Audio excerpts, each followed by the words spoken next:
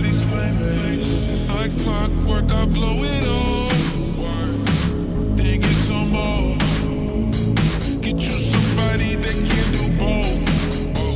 Like Beatles got the babes belly rolling. But she thinks she love me. I think she trolling. That girl is a real crowd, please. Small world, all friends love me. Young bull looking like an old geese.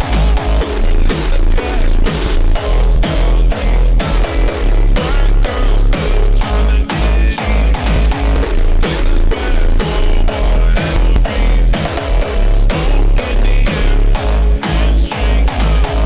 They lose it when the DJ drops the knee.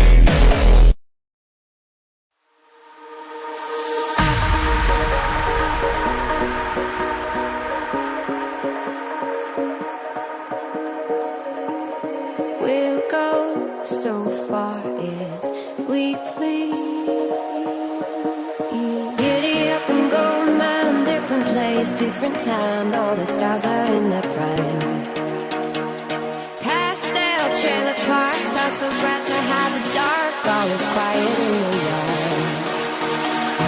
Giddy up and gold dust, all the cars turn to rust. You got no means for wanderlust.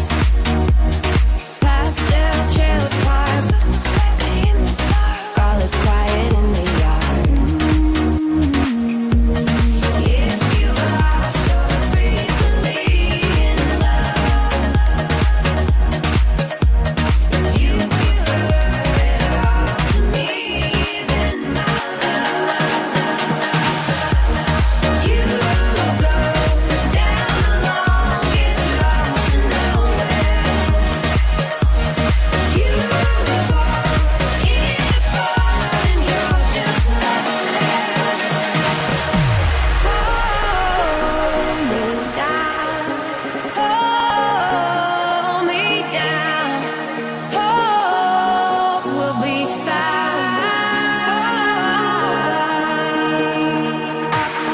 If you are so frequently in love, if you prefer it all to me, then my love, you go down the longest road to nowhere. You pull it apart and you're just left there. If you fill my cup with all you must to speak from somewhere. If you are so frequently in love, if you prefer it all to me, then my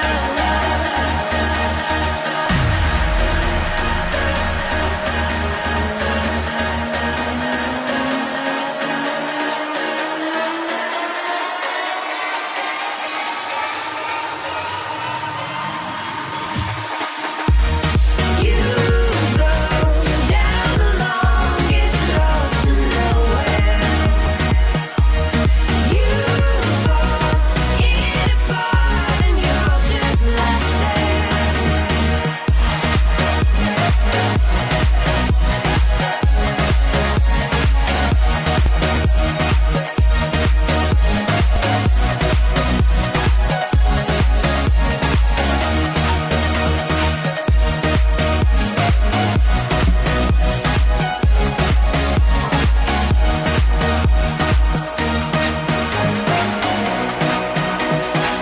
Hello, I'm a towel.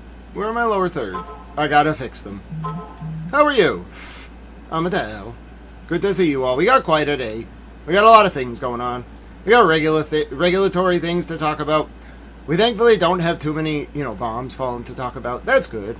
That's a positive. We can count our blessings in that regard. So good to see so many of you. I hope you're all doing well. My name's Brance with Ellis. I had to fix my lower third there, so, give me 1 second. I'll be up on your screen shortly. Hey, look, that's me. Batal. How are you all doing? So, I'm sorry I was a little late. I had to write up a news story, about the regulatory hearing that's going to happen at 12. Now, you might be saying to yourself, well, Grant, I don't really know a lot about Article 1 courts and regulatory hearings. Well, don't worry, we're going to learn all about them. See, this regulatory agency posts its public meeting packet before they meet, so I read through it like 5 minutes ago, and I found out how much they're going to fine this company. Now, I've been covering this story for like 3 years. It's the conclusion of a very long series of reports, so I'm going to tell you about it. I'm no Edith Tarbell, but, shout out, John D. Rockefeller. We'll talk a little bit about the war. We'll look at some clips of President Trump being a President Trump. He just says things.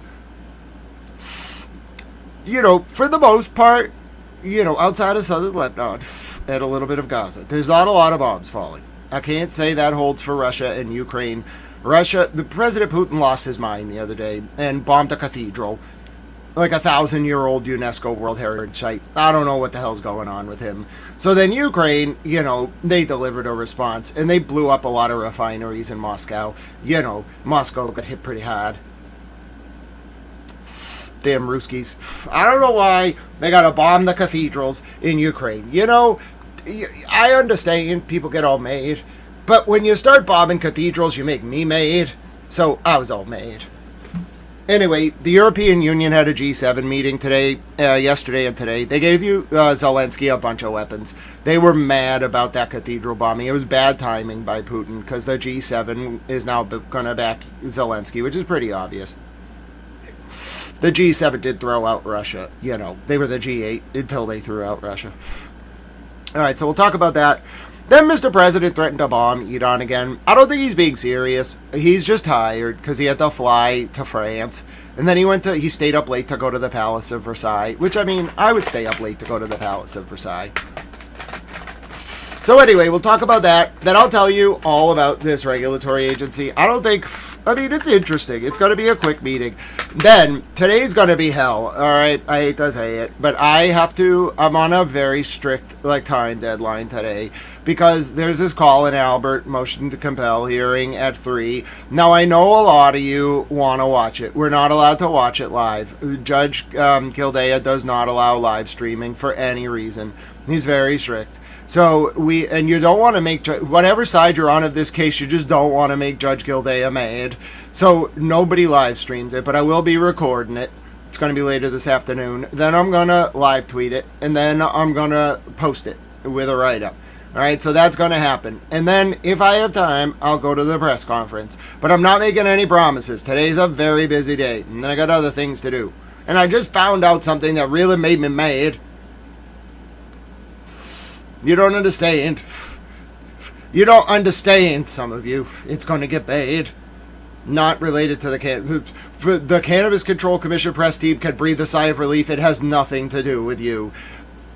Some other people, however, should not be breathing any sighs of relief, especially if you're in the orbit of certain people with badges and guns. We'll leave it at that for now. I know what you did. I'm on to you. I figured it out. Oh, it goes way beyond Karen and Aiden and Sandra Birchmore and Tiffany Overstreet. It's so much bigger than you think. I'm on to these bastards. I'm really mad. You don't understand? You don't understand. Let me get the name. I'm gonna get him. I knew it was bad. I can't talk about it fully yet. I knew it. I knew it. I knew these men were up to no good. I knew it. Now I got him. I got him dead to rights. That's all I have to say for now about that. All I know is some people are going to feel very vindicated. They were right. They were more right than they could have ever imagined. I'm mad. I got to call the government. That's all you're getting out of me, though. You will get that and nothing more for now. Just know I was right. That's all I'm going to say. If you can put it together from that, great.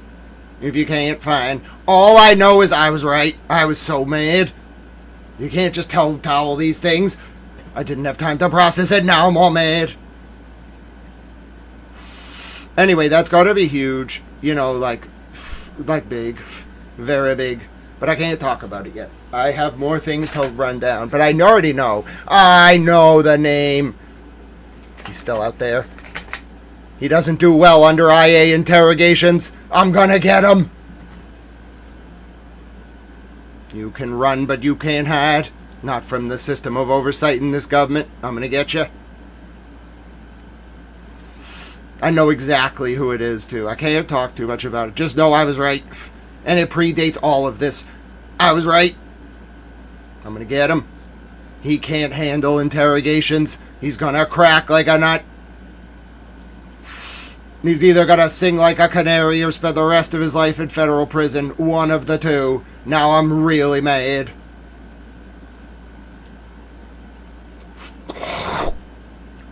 Anyway, I'm a reporter, so you gotta allow me to process some things. Listen, this is all crazy. I can't believe so many elements of my reporting are crashing together at once. It's blowing my mind. All I know is we'll talk a little bit about the developments in the war. We'll listen to Mr. President, which is just going to baffle you. Try not to take it very seriously. It's going to make you mad. And then we'll talk about the reporting, and then we'll watch the CCC meeting. They're going to do like an update about potency testing. Then the executive director is going to say something else. He seems like a nice man. And then they're going to do changes of ownership related to the company that got fined because they're in receivership. And so they have to do this change of ownership to effectuate the stipulated agreement. Then we're going to talk about the stipulated agreement. Then they're going to vote on the stipulated agreement. It's an $100,000 fine.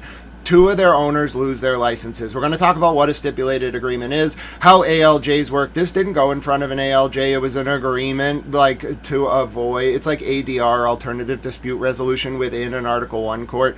Civil courts and criminal courts are Article 3 courts. Okay, you see these every day on the news. Those are regular courts. Article 1 courts under the Constitution are basically it's kind of like the Commonwealth realms, but it's a completely different system.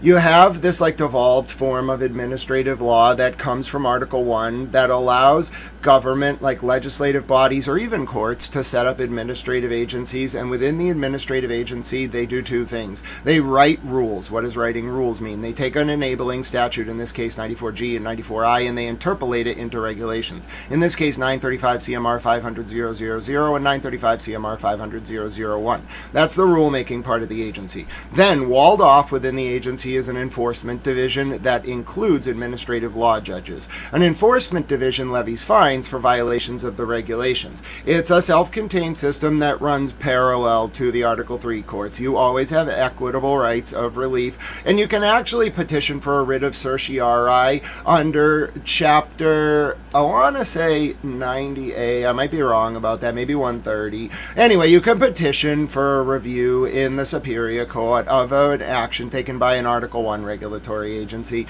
But anyway, we're not talking about that. This isn't even an ALJ. We're talking here about a settlement that the agency's investigations team made with a company, and then the CCC's board will vote on it.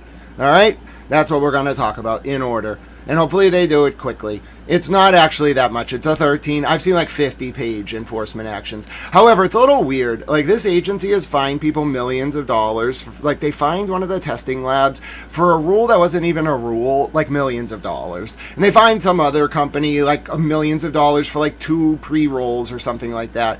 They're fining these guys $100,000 because they operated an illegal cultivation operation in a basement of a home, and then gave the product out under their company name, and they got fined $100,000. It's a slap on the wrist. But their owners got railed. They basically lost their ability to operate companies or even work at a dispensary in the state. They had to surrender their agent registration badges.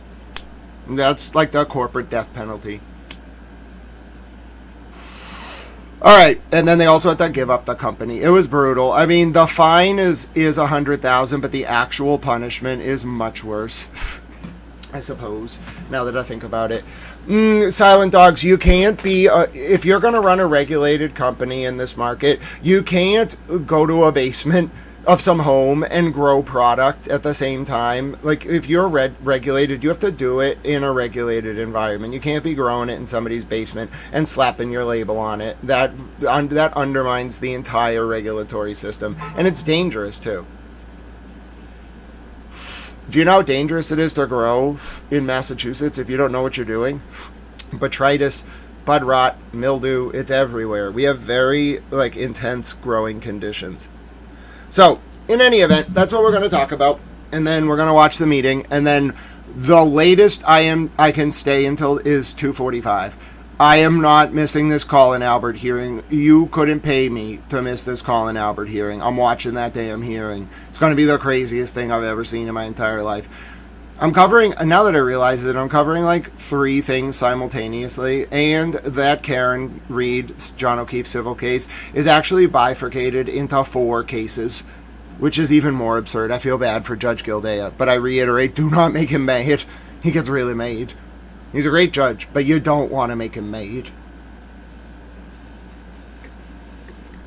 To legalize something is to tax it, Silent Dogs. And this state has made, let's see, about 7 to 9 billion in total revenue over the past 7 years. And so we tax it at 20%. And 3% goes to local cities and towns, 12.5% is the excise tax, 6 is the sales tax. So we've probably brought in, let's see, what's 20% of 9 million? We've 9 billion. We've brought in about $2.2 billion in tax revenue. So yeah, everybody's happy. Everybody likes it. You can just, do what you got to do. Everybody's pleased. Nobody really has had any problems with it. The only people who don't like it are the alcohol companies, because the kids drink less, and the adult consumers drink less. The alcohol companies took a big hit, but that stuff's poison. Doesn't come from the earth, and it hurts you. So I'm perfectly fine with the alcohol companies losing business. A lot of them sold out. They're not even American made anyway, so I don't care. All these companies, they might have sub-foreign investors, but they're basically all American-owned. A lot of them are locally owned in this industry. It's like a very robust, protected mom-and-pop industry. You can try to consolidate it, but I'll get you. We'll get you. One company got fined $500,000 because they tried to illegally own more licenses than they were allowed to. So, anyway, my name is Grant Smith Ellis. Let's do a little war update, and then we'll get back to that. Alright, so, where were we? Alright, so let's start with footage released overnight by Hezbollah. Oh, Justin Root's case, which also has to do with the Mass State Police, was in NBC 10. Very good job. I'm pleased to see that. Now, regarding the state of the war.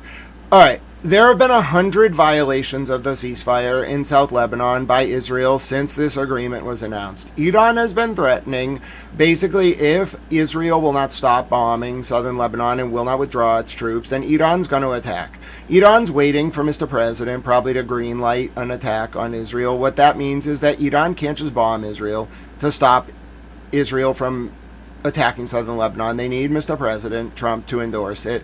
Here's a review by Courtney Boneo of the last 24 hours in southern Lebanon, the last 48 hours since the ceasefire started. The quote, ceasefire within a ceasefire.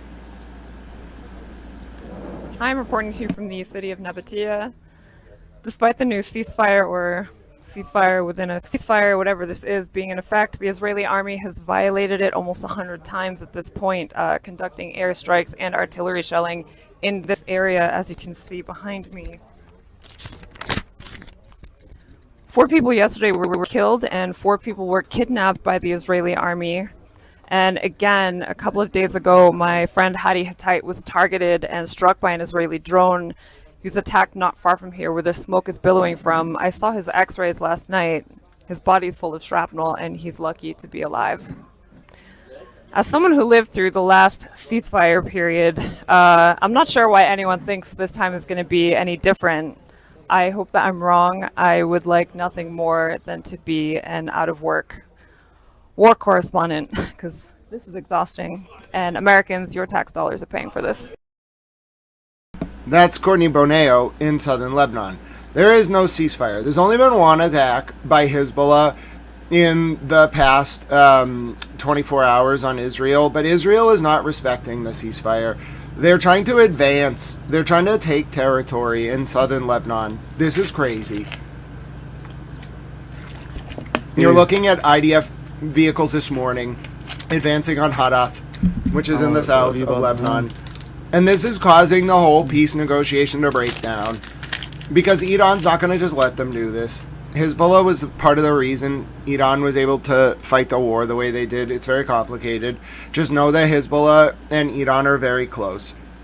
Iran's like the Major League Baseball team. Hezbollah is like their AAA affiliate. Speaking of Hezbollah, this is the newest footage released from Hezbollah overnight. It's from documenting an attack on May 29th in, I believe, South Lebanon. This is actually Mishav Gam, northern Israel.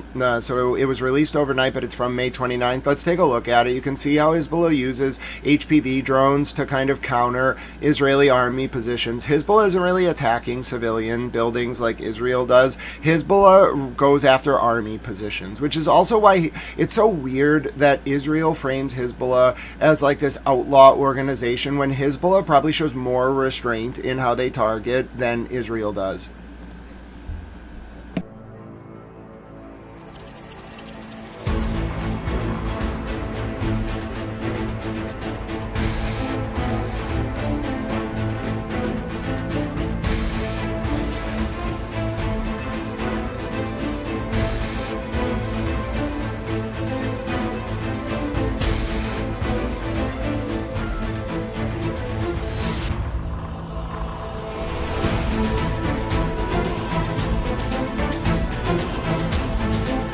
That's the Hezbollah song. Those are tanks.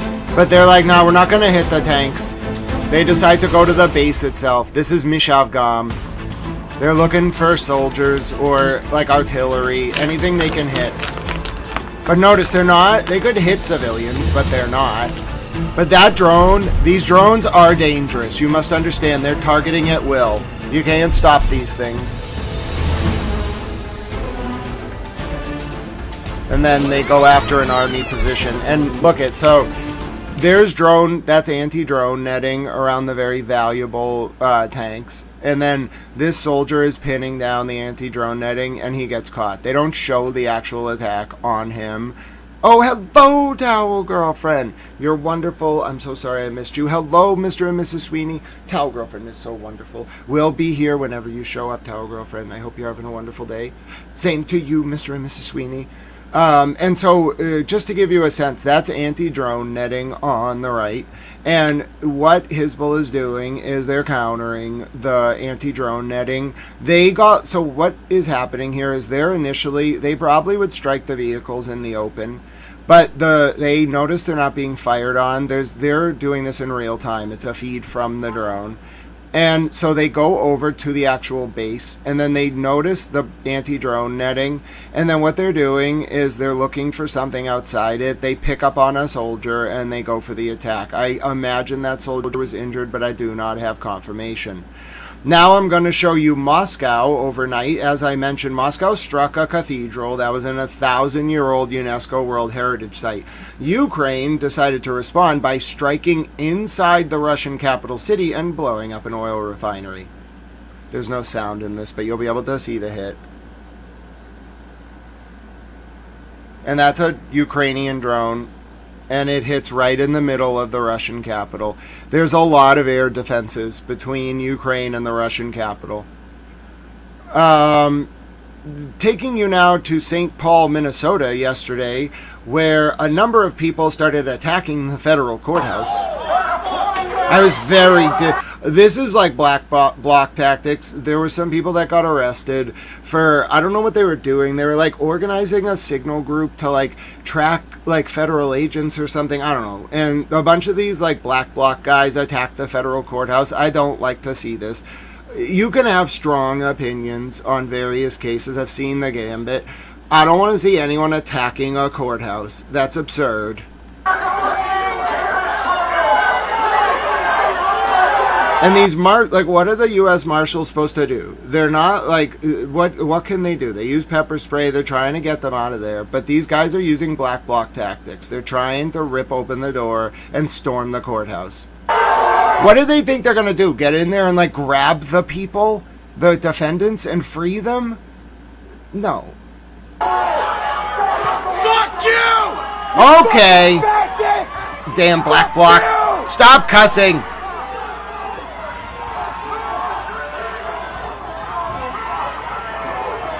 This was yesterday in America.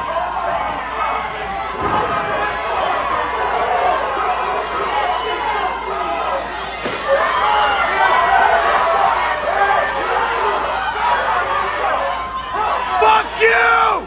Okay, all right. Fuck you! All right, calm down. Fascist Nazi fucks! All right, you're the one storming a courthouse. So eventually they were able to secure the courthouse, but that's just outrageous. You don't see it that often. It's very, very rare. All right. Okay, now let me show you from Jarmouk this morning. So Israel is just constantly raiding in southern Lebanon during the ceasefire.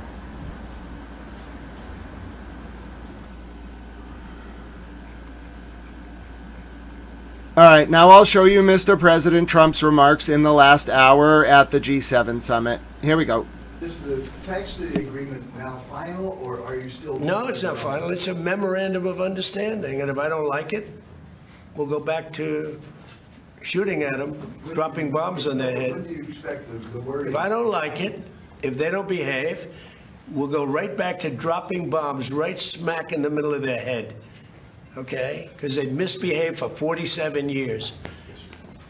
All right? Does it include? But nobody could have made this deal. I mean, the JCPOA done by Obama, he handed him $1.7 billion in cash, gave him hundreds of millions of dollars, gave him billions and billions of dollars, but he gave him $1.7 billion in cash, green cash from banks, into a Boeing 757 and flew it into Iran. And they stood at the plane. I have pictures of it, like, oh my, look at this money he's giving us. He tried to bribe his way out. I didn't do that. Nobody mentions that. 1.7 billion and hundreds of millions of dollars. They tried to bribe their way out of it. And you know what the Iranians did? They laughed at Obama and they said he's a stupid son of a bitch.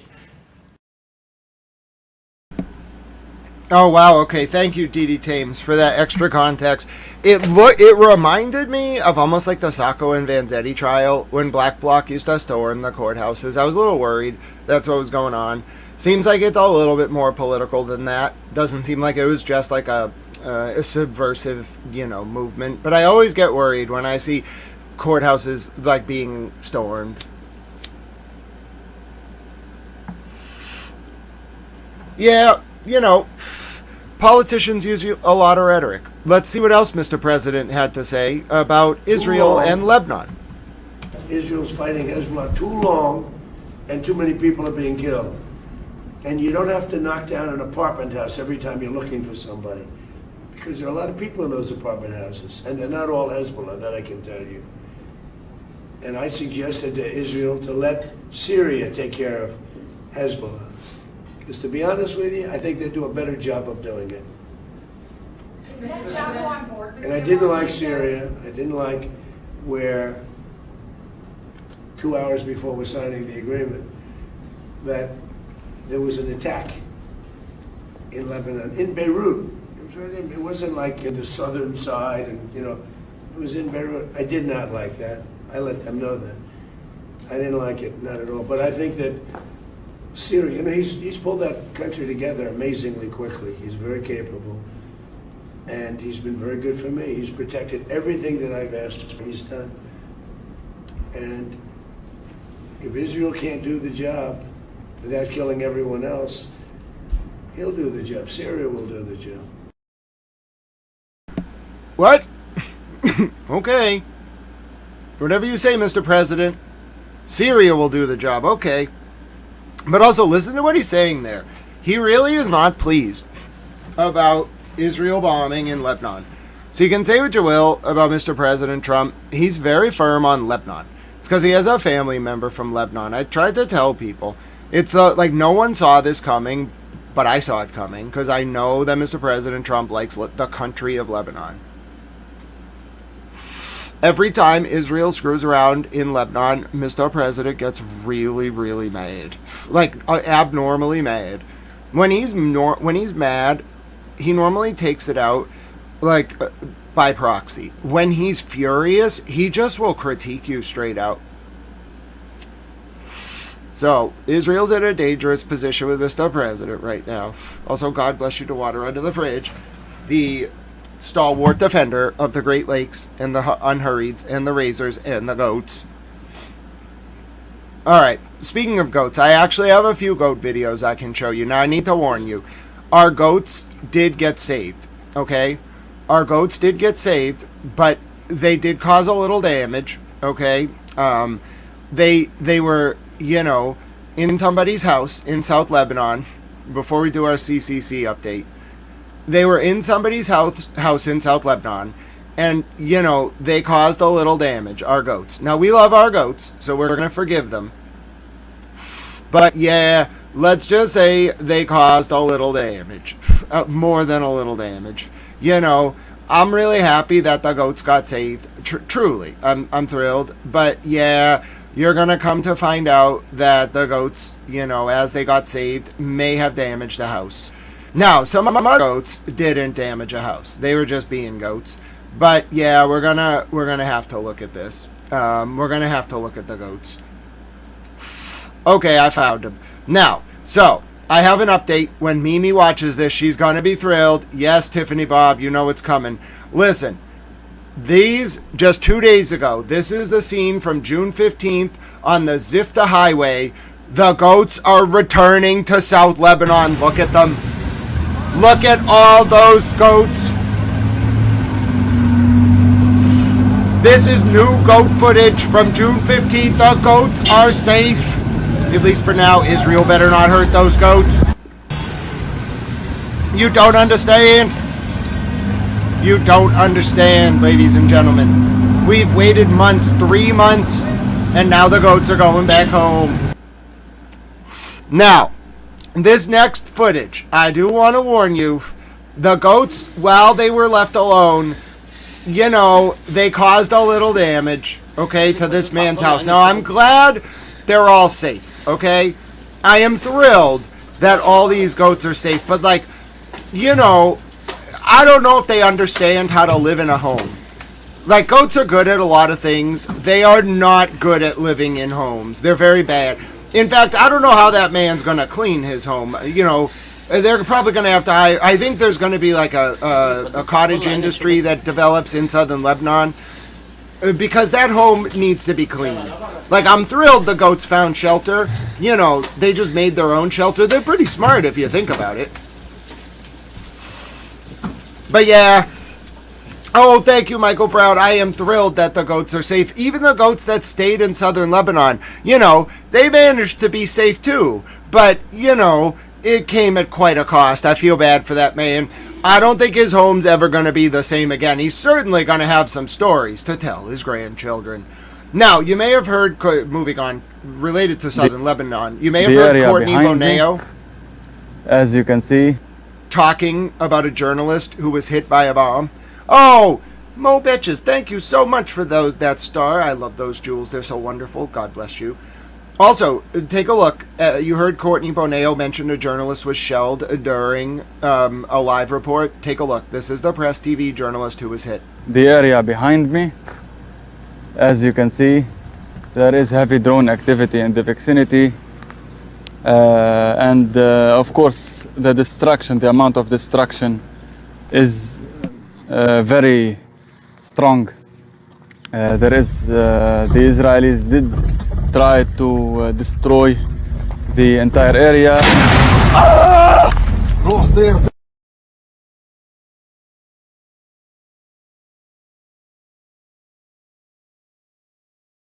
Nightbot is not working. I don't know where Nightbot is. He normally does his sound thing. He might be a little slow right now. Okay, be patient with Nightbot. We love Nightbot very much. That was brutal. That man was attacked. That journalist was severely injured. You could see now why he had shrapnel in his body. Also, I'm sorry, Nightbot did not do the sound warning. He's a little slow today. We love him anyway. But yes, you could see that journalist was hit. He lived, okay, but he was hit. He is okay. He's in the hospital. His x-rays, according to Courtney Boneo, showed extensive damage in his legs. Okay? He was hurt. He was hurt bad. Alright. Now, I want to show you. Let me see if this has English captions. امروز Let's take a listen to an IRGC commander, Ismail Kayani, talking about Hezbollah standing by Iran during the war. امریکا خوب میدونه و رژیم صهیونیستی بهتر از امریکا که اونی که در سختترین شرایط میسته در مقابل اونها و مبارزه میکنه و از میدان خارج نمیشه مقاومت و این دوره خودش اثبات کرد. از طوفان و الاقصی رو شما بگیرین تا الان هر چه فشار آوردن بی سابقه ترین فشارها رو و تخریبها رو و جنایات رو در فلسطین اشغالی در لبنان عزیز مرتکب شدن، اما شما یک مقاومتی رو نمیبینی از میدون بره بیرون. این به شدت اونا رو ترسونده. اونها برای مقاومت برنامه داشتن و دارن.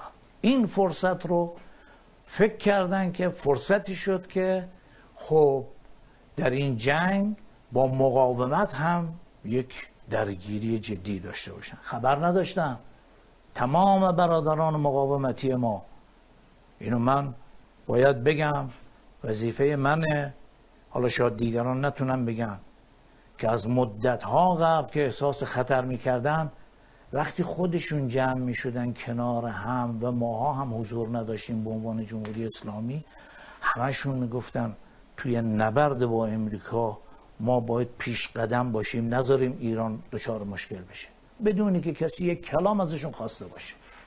این فهم درست و درایت و رشدی رو نشون میده که مقاومت در طول این سالها پیدا کرده. ولذا ایران تهدید شد بدونی که کسی یک کلام درخواست داشته باشه، مقاومتی ها هر کدامشون در هر منطقه‌ای، لبنان در حد و وضع خودش، عراق همینطور، یمن همینطور، حتی فلسطین در سخت‌ترین شرایط این همراهی و حمایت و در حدی که در استطاعتشون بود کمک به انقلاب اسلامی رو و کانون اصلی مقاومت یعنی جمهوری اسلامی رو وظیفه خودشون میدونستن، لذا اومدند.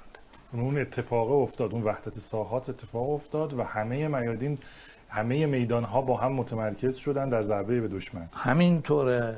میتونیم اینجوری بگیم، شاید بهتر باشه که وحدت ساحات یک بار دیگر خودش رو نشون داد. شرایط سخت بود، خسارت بالا بود. در لبنان چندین هزار نفر شهید شدند تو همین مقطع کوتاه، چه بچه های حزب الله و چه اونایی که از حزب الله حمایت میکردن. اما این همه تلویزیون های فاسد توی لبنان هست، یک صحنه نتونستن پیدا بکنن از یک مجاهد حزب الله یا یک مردم حامی حزب الله که علیه مقاومت یه حرفی بزنه. اصلا اینا بی سابقه است توی دنیا. این مرحله‌ای بود که مقاومت اصیل از درون انقلاب اسلامی و جمهوری اسلامی شروع شد، مخصوصاً وقتی که پرچمدار اصلی مقاومت امروز در روی کره زمین امام عظیم الشأنمون حضرت آیت الله العظمی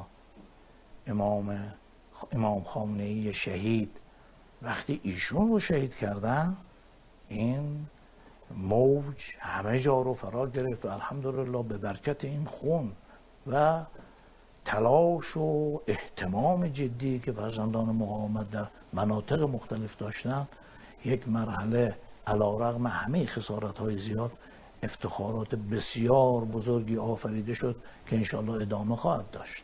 خیلی هم شگفتی. God bless you, George. You are so kind. Thank you for being here, my dear friend. You are wonderful. Thank you so much. God bless all of you. Thank you. Oh, Water Under the Fridge started a membership parade. Oh, goodness. Wait a minute. Did that just happen? Marcia got a membership, and then Glosme, who just mentioned it, got a random membership.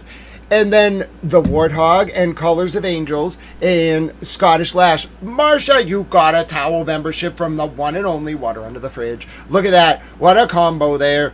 George with the wonderful super chat. Thank you for being here, sir. And Water Under the Fridge with the membership parade. And Marcia and Glossamy both unlocked towel memberships. Now, from the one and only Water Under the Fridge, you now can use towel emojis. Did you know we have custom towel emojis? Oh, this is wonderful. Water Under the Fridge has given the gift of towel emojis. Yes, there's penguin emojis. Towel Chat Mom Lynn loves those.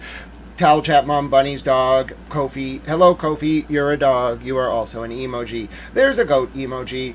There's a Happy Feet penguin emoji. There's towel emojis. There's Chloe the dog in a wig. Yes. Oh, God bless all of you. Enjoy your new towel emojis. And God bless the guardian of the Great Lakes himself, Water Under the Fridge. And God bless George, the guardian of the Cubbies. There we go. What a wonderful day for towels everywhere. All right, we got like 10 minutes till this meeting starts. The CCC press team is probably sufficiently baffled at this point. They're like, what is going on right now? Listen, we have a lot of things to cover. Sometimes you just got to go with it. You got to jump from one region to the world to the other, to the other. You got to go. Sometimes I get a coffee. You know, I quit coffee like a month ago, but I got a Brugger's coffee today. I'm all awake. I'm going to take on the world. I'm going to conquer a small European country in the name of freedom. It's going to be great. No, Marcia, I am so excited for you, my dear friend. You have towel-based emojis. It's going to be great. Hi, Mishigama. How you doing? All right, so we got a short meeting today. I don't think this is going to take that long. Barring, you know, the executive director talking for a long time, we don't have to talk that long about the potency update. Just get to work on the total yeast and mold enforcement. If I find out that there's an attempt to avoid enforcement of manipulation of total yeast and mold testing, I'll get all made. I know how qPCR and PCR and plating methodologies function in the context of detecting biological contaminants within cultivation environments, and furthermore, I know how each of those various methodologies can be manipulated by the implementation agent in the context of the testing. Yes, I'm also a scientist. I'm not actually a scientist. I'm a towel. Anyway, it's fascinating, but that's not really relevant. I just want to yell about that. You know, they got to get working on that. I would say that there's a large amount of products making it to the market that are in violation of the various testing standards. Now, you got to understand exclusion and inclusion lists for PCR testing methodologies in the context of total yeast and mold and other biological contaminants like pesticides. And you got to understand what qualitative PCR is, and then you got to qPCR, and then you got to understand what microarray hybridization methodologies are. But once you get a firm footing, and you got to understand plating. Plating's the industry standard for a reason, but it takes a long time. The incubation period is 72 hours. For food, it's 48 hours. For products in this market, it's 60 to 72 hours. You can't be running tests on plating samples that haven't been incubated for 72 hours, or they're not going to be accurate. Don't get me all mad. So anyway, basically there's an incentive for labs to turn around sample testing quicker than would be required if you were doing legitimate testing, and therefore, and for other reasons as well, market incentives, etc. A lot of products that would otherwise fail total yeast and mold testing or otherwise, or heavy metals or pesticides, are making it to the market. And then they want to talk about THC potencies being manipulated. That is at best like an issue about price, okay? The total yeast and mold issue and the pesticides and heavy mold is an emergent public health and safety issue. And you can't just focus on the potency just because the total yeast and mold manipulation is complicated. If I can explain it in 30 seconds, they can get it done. Don't make me all mad. Alright, so anyway, yeah, hashtag scientist towel. Alright, so that's the issue with that. That should be quick, though. It'll just be a quick update. And then they're going to talk about assessment of fines. I hope that doesn't take too long. Then they're going to go into changes of ownership. This has to do with the enforcement action. Tree Market Lynn and Tree Market Taunton are DMA Holdings, which is Greatest Hits. All right, Greatest Hits, I've been writing about this company since like 2023. All right. Now, if we go here, you can see that in the public meeting packet on page 222 of 675. All right. Follow along here. For those of you who are interested in regulatory apparatus, follow along here, starting page 22. It's a 675-page PDF, though. I just want to warn you. But anyway, so if you come up here and you take a look at page 22, you're going to see the final order and stipulated agreement. Now, the commissioners still got to vote on this, so they're going to talk about this again during the meeting, which is what we're going to watch. And I've covered every one of these meetings for 7 years. Now, if you go to my write-up, okay, about this story from today, you will see that I've been writing about this forever. British Reporter Towel, you want to read it for us?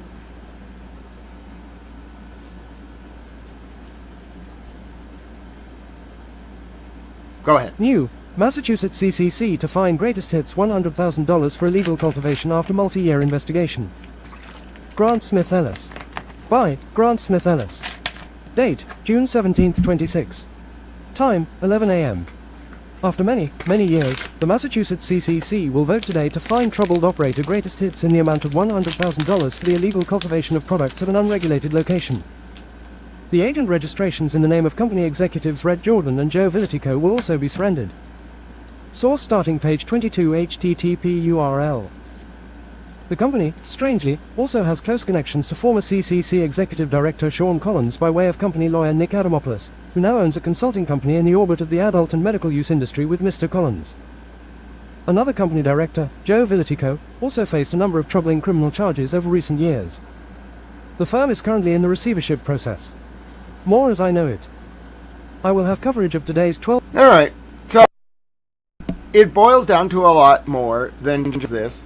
You can read in the Boston Globe about it. There's a great article by Gordon Russell from the Globe that actually mentions my reporting. Kudos to them. But you can see I've been reporting on this forever. I've been reporting on like the initial whistleblower complaints. I've been reporting on the criminal charges in the orbit of these various people. I've covered basically all of it, okay, for years. This is my first ever story in 2023 about this company. Takes a long time. British Reporter Tal, would you be so kind? We got like 5 minutes. I know it's a lot of text, but you can do it. I have faith in you, British Reporter Towel. You got this. Any moment now. Come on, British Reporter Towel. This was my first ever story about this company. I will have Breaking news. The CCC has confirmed an active inquiry into Massachusetts operator Greatest Hits. Further, sources indicate the CCC is aware of allegations that an owner of Greatest Hits, Red Jordan, used company assets to run an unlicensed grow operation in Webster that served as a source for untested samples provided to company staff and the public. Grant Smith Ellis. By Grant Smith Ellis. June 20th, 23. 7:30 p.m. Eastern Time. Boston, Massachusetts. Greatest Hits Cannabis, a Massachusetts retailer with locations in Dudley and Taunton, is under CCC investigation. It can be revealed for the first time publicly here. That inquiry relates, allegedly sources tell me, to complaints that company funds were used to run an unlicensed cultivation operation. Products from that operation were then given to members of the public and internal company staff, 4 sources close to the agency allege. Those sources also tell me that the CCC is aware of the allegations and that, strangely, CCC Executive Director Sean Collins has some connection to company lawyer Nicholas Adamopoulos. Furthermore, sources tell me, the CCC is aware of allegations that Red Jordan, an owner and co-founder of Greatest Hits, used company resources to run that unlicensed cultivation operation out of a rental house located in Webster. The CCC, for its part, said in a statement via a spokesperson tonight that the Commission received a complaint regarding this licensee and there is now a pending inquiry. The agency has no further comment at this time. The Commission also confirmed that Collins does not live next to Adamopolis and that I. Inspections for Tree Market Taunton D.B. A greatest hits were scheduled and occurred according to the normal course per the Commission's licensing process. A follow-up question to the agency, seeking clarification on the nature of the relationship between Collins and Adamopolis, was sent and an update will be provided if one is forthcoming. Representatives for Greatest Hits did not return a request for comment directed to the firm's headquarters. Unlicensed cultivation facility and untested products provided to members of the public and company staff spark concerns. Per sources close to the agency, the CCC is actively investigating allegations that Greatest Hits co-founder and owner Red Jordan used company funds to rent a house in Webster that was used to facilitate an unlicensed cultivation operation. It is also alleged that the grow equipment used in the operation and the staff hired to oversee the operation were paid for with company funds, sources familiar with the investigation say. The rental property, located on an idyllic cove shoreline just a few miles from the Massachusetts-Connecticut border, was rented by Greatest Hits for Mr. Jordan while he was visiting Massachusetts. As Mr. Jordan has since moved out of the property, the address can be revealed as 28 Black Point Road in Webster. According to an active social media profile, Jordan is the founder of Native Roots and Garden Variety brands of vertically integrated cannabis companies in Colorado and Canada. This may explain why the company owner was traveling in and out of Massachusetts on a regular basis. CCC investigators, sources tell me, are also looking into allegations that Jordan hired a staff member to work for Greatest Hits as a registered agent in the CCC system, only to then have that staff attending to the plants in the unlicensed cultivation operation as part of their job duties. The Greatest Hits parent company, for its part, appears to have ties to a Nevada investor named Stephen Conte.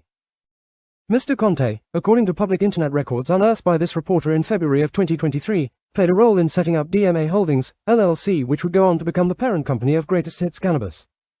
What knowledge, if any, the company's investors had of the unlicensed grow operation is as of yet unclear. It is also unclear whether company investors knew about allegations that untested cannabis flower produced at that facility was being given out to members of the public and internal staff for the purposes of conducting research and generating goodwill.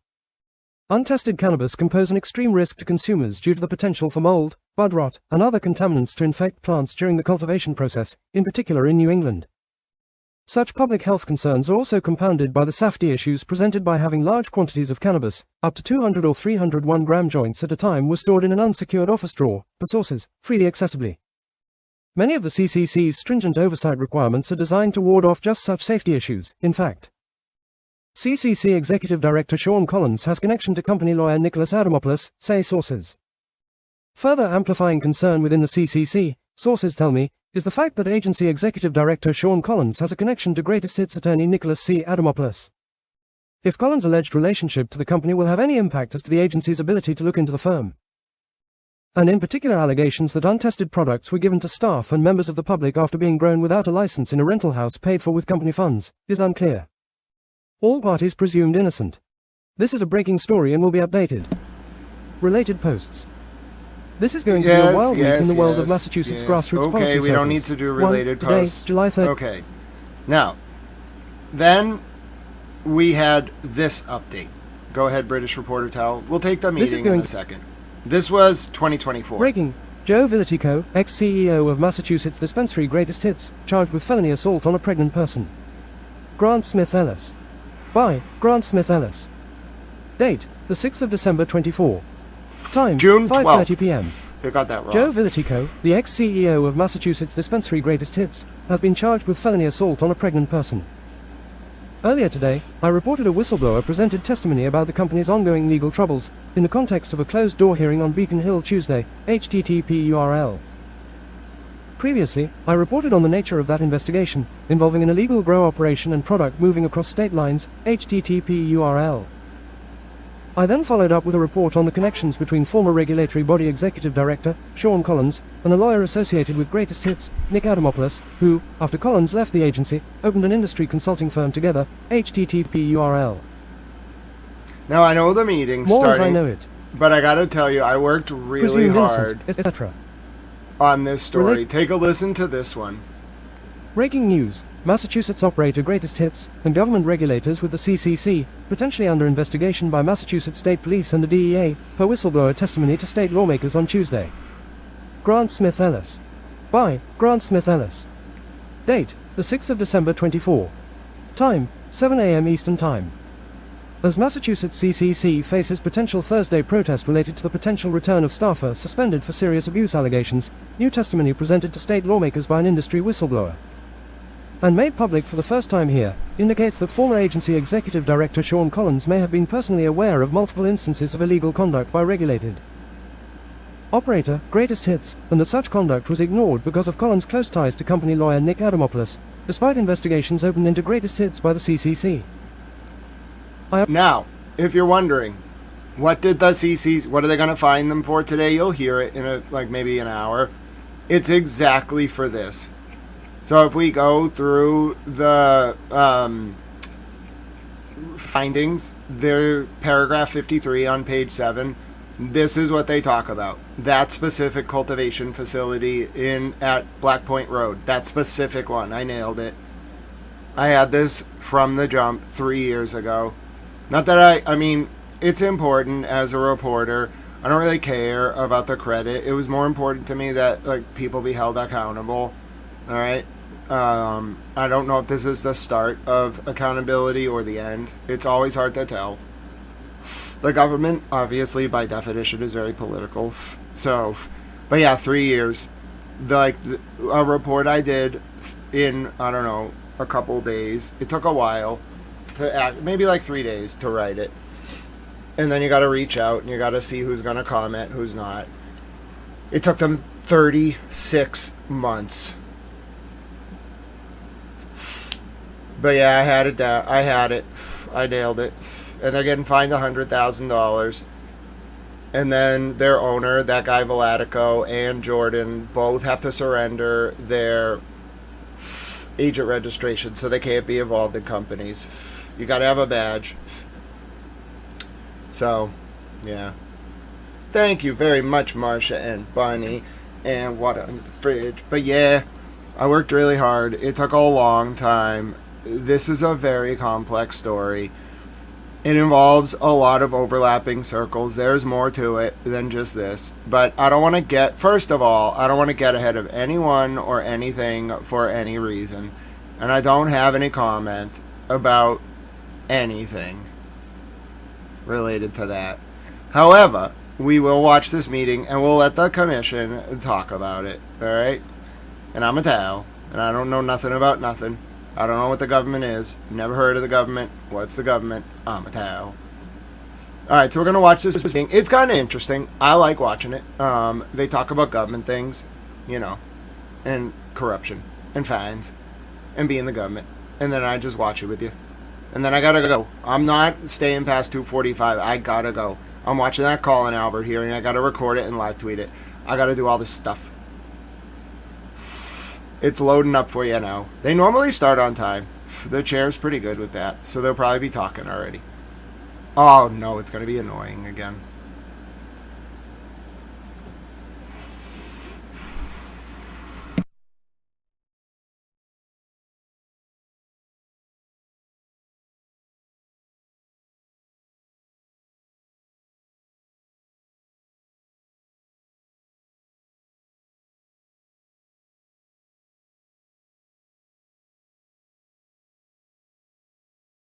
They set it on the bad mode.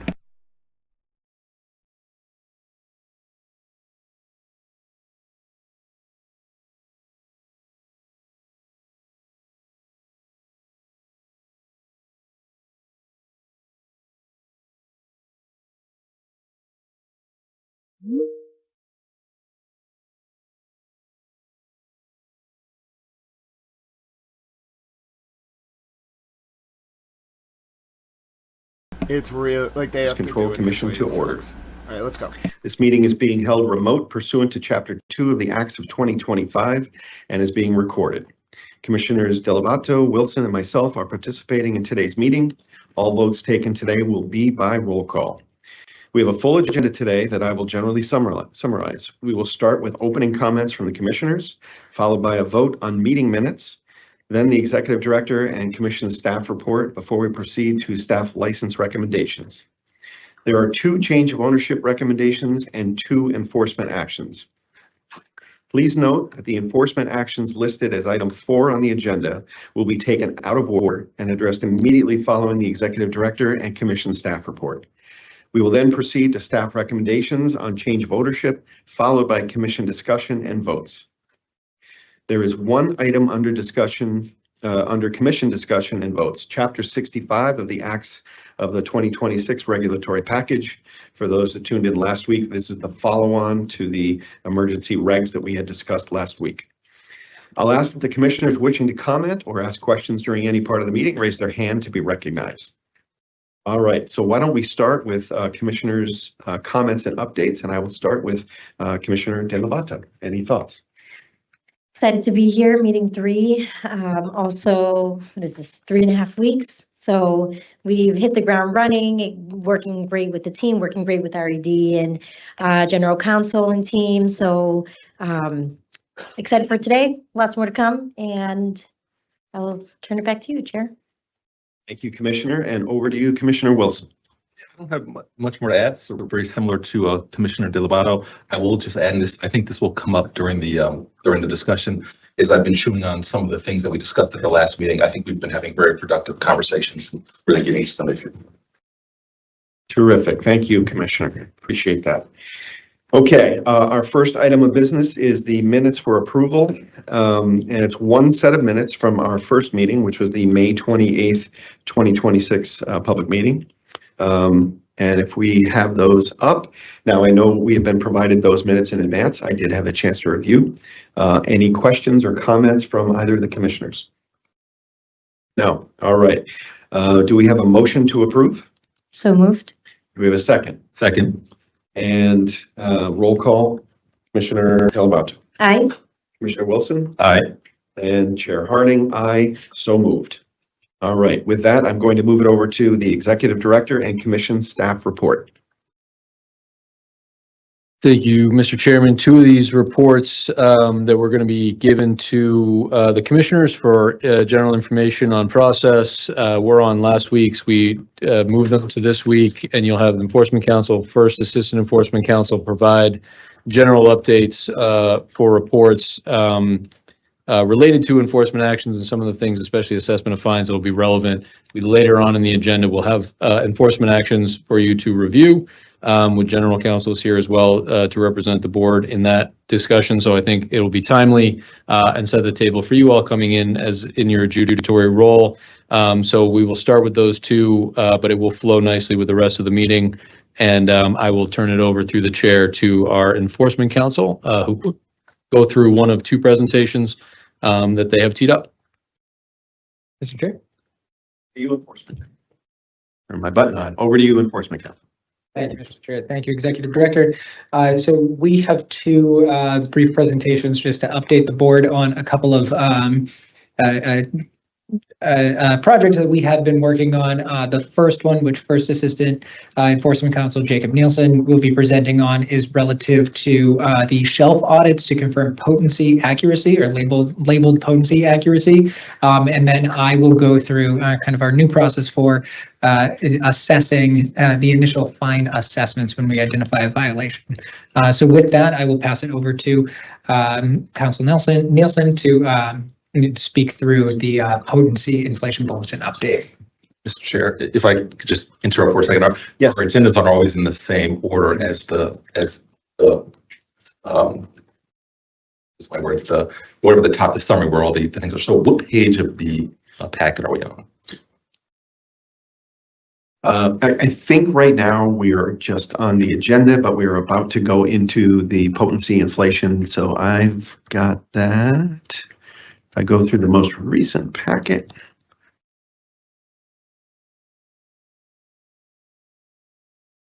They don't show it on the screen. Yeah, I so gotta I'm scroll doing down. it for I'm you. not sure which page that is unless anyone else can point that out. So if you go into the PDF for the board specific version with some of the confidential materials from council, and you go on the right, you can look at the bookmarks. And so if you flip down to the bottom, there are the presentations on these under commission discussion, excuse me, on the PowerPoint. And then the PowerPoint will be up on the screen as well.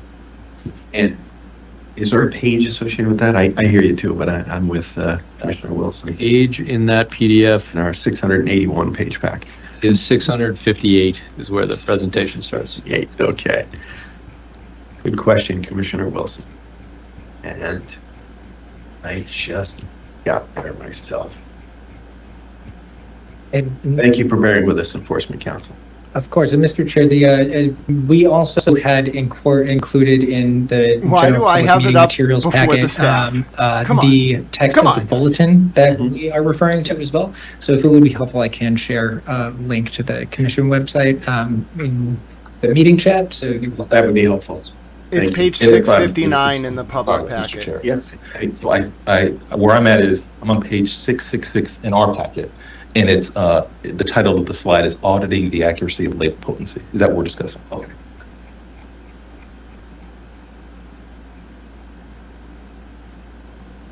Mr. Chair, yeah. Go right Come ahead. on, staff. Can I get the next Why slide? is it not on the screen? Why do I have to do this? One more slide. All right, thank you. Thank I'm you. Jacob Nielsen. I'm the First Assistant Enforcement Counsel, and I'm going to talk through some of our efforts in addressing THC inflation and our practices that we have started in auditing the accuracy of label potency. So starting in May of 2026, the Commission initiated a program to audit the accuracy of label potency for marijuana flower products available to consumers and patients. We started this initiative really to address the regulatory requirement that you can see up there, and that is that all marijuana flower is required to be labeled with information that includes the full cannabinoid profile of the marijuana contained within the package, including THC and other cannabinoid levels. So consumers and patients, they really rely on the information that is contained on a label, and in many cases, they make purchasing decisions based solely on the label potency. Licensees also rely on the information that's contained in the label or in a certificate of analysis that is provided by a laboratory, specifically relating to that potency piece of it when purchasing wholesale, and they generally will charge more for products that contain a higher total THC content. When a label is inaccurate, consumers are not getting the products that they are paying a premium for, and patients aren't getting the medicine that they expect. I believe Commissioner Wilson brought this up at the last public meeting in talking about potency and really what consumers are doing when they're making purchasing decisions. So the Commission started this program to regularly check flower products that are on shelves to ensure. Hold on one second. There's one. Apologies. There we go. Got it. Sorry, just wanted to have the slides up and running. To ensure that product on the shelves, to ensure that licensees are not falsely advertising and marketing products when they're selling, and to ensure consumer awareness. For this program to actually have an impact on public health and safety, we needed to establish a compliance standard for when the department would act against a licensee for an inaccurate label. So I'm calling back. Excuse me, there's no public health and safety implications of potency inflation. That's only total yeast and mold. Put them to work on total yeast and mold. Don't make me get all made. I'm getting all made. This is not good for my heart rate. What are they doing? I'm gonna go in there. I'm gonna get all made. To the requirements that the label, and it's that marijuana flower products that are audited and test within 75% to 125% of the labeled total THC will be considered to have an accurate label. So that standard, and I'm going to refer to the 75 to 125% as plus minus 25%. It just makes a little bit more sense in my head. It'd be similar to like a polling accuracy. So that's what we're talking about with potency. So that standard, it accounts for the fact that this product is a plant and it can't be made perfectly homogeneous. That's different from a concentrate product, which you do have the ability to make that homogeneous. And what academic studies have shown is that one part of the plant may have a difference in potency from another part, and that is impacted by a number of factors, which includes growth during cultivation, storage conditions once packaged, and the reality that potency of this product does actually degrade over time. I'll briefly touch on one of the studies in a little bit regarding that. But what we tried to do with this compliance standard is to account for those factors and establish what we believe to be a reasonable expectation for all the parties when we are carrying out these audits. So to give more of like a real number example, if we have a product that is labeled as having a total THC value of 15%, then the acceptable range of results during an audit would be from 11.25% total THC to 18.75% total THC. A result outside of that range would mean that the label is non-compliant. So in determining that compliance standard, we look to a couple of areas. One, we research what are other jurisdictions doing in enforcing their own potency and labeling standards. A couple of states will have a similar plus minus standard. Some of them will have 10%, some of them have 15%. Arizona has a plus minus 25% range, and other jurisdictions, when we're talking about the potency of marijuana flower, they actually might have a hard cap on any marijuana, like you can't sell any marijuana flower above 30% total THC. That's not what we've proposed here, but that is just kind of the realm of what we have going on. We also looked to journal articles and academic studies on the topic of accuracy of cannabis potency. A couple of the studies found that, one study from 2025 found that in 178 flower products, 43% of those fell outside of a plus minus 15% range, compared to concentrate products where 96% of them fell within a plus minus 15% range. Two other studies from 2023 and 2024 found that 70% of flower products from dispensaries in a number of states that were in that study, 70% of them fell out of a plus minus 20% range, and that the average total THC of a reported label could be inflated of up to 30% above what was actually in that product. So potency inflation is something that is well researched. It is an issue that all jurisdictions are dealing with, and this is our attempt at auditing this issue and identifying what should we be doing about it. So for our purposes, and before I move on to the next slide, because I know I've stayed on this slide for a little bit, we actually conducted a testing study of our own in 2025 of 4 different marijuana strains that we submitted numerous blind samples of those 4 strains to all of the ITLs. And that was really for us to get a baseline to see what would we see in a range of a single product tested by all of the laboratories. Overall, the commission submitted 228 samples for testing. Can I get the next slide? So this slide shows an example of the testing results for one of the strains. And I'm going to go through the information that's contained within this slide. So the black line that you'll see in the middle of the graph is the actual labeled potency, labeled total THC for this specific strain. The red shaded areas represents results of tests that fall outside of plus minus 25%. The yellow shaded area is between plus minus 15% and plus minus 25%. And the green shaded area is between plus minus 15%. And then the last information you'll see on this slide is that a light blue line, and that represents the average. Here in this study, what we found and what we identified is that there is going to be a range. Again, this is a product that cannot be made homogeneous, so we are going to see a range. There were a couple of results that fell outside of plus minus 25%, and we actually included that in how we are going to identify if there is a deviation. I'll talk a little bit about that later, because one single point can be an outlier, so we want to make sure that we're taking that into account. And interestingly here, we would actually, looking at the average, this product was perhaps slightly under-labeled compared to what we might see on average. So it shows really that potency inflation is not always necessarily the thing. There can be some deflation, but in most other of the examples that we had, there was more of an inflationary aspect to it. Can I get the next slide? So I'm gonna just briefly touch on our auditing process. So right now, our Secret Shopper program, what they're doing is they're going out to dispensaries and retailers, and they are purchasing marijuana flower that is available for sale and on shelves. They're then taking those marijuana flowers and sending that to the ITL that originally tested the products. We are doing that in the absence of a state standard lab. That would be the gold standard. If we can just say, hey, we have complete control over the testing results, we're just going to send all of our auditing samples there. But because we don't have a state standards laboratory right now, we felt that using the ITL that originally provided the testing results that are appearing on the package eliminates some variables and may eliminate some of those challenges that we would receive, especially if there's a claim of, oh, we're picking and choosing which ITL is actually providing these results. So we're just sending it back to the same ITL. When we are sending it to the ITL, we are eliminating any branding to the best of our ability on those products. It's a little bit harder on pre-rolls, but that is really to try to get a true blind sample that the ITL doesn't know what product that we're sending to them, what metric tag it came from. They're just getting a product, testing it blind. They're then instructed to homogenize the product to the best of their ability. So that typically will include grinding up the product because we're talking about marijuana flower. And they're taking 3 randomly selected samples for testing, and all 3 of those results are reported to the commission.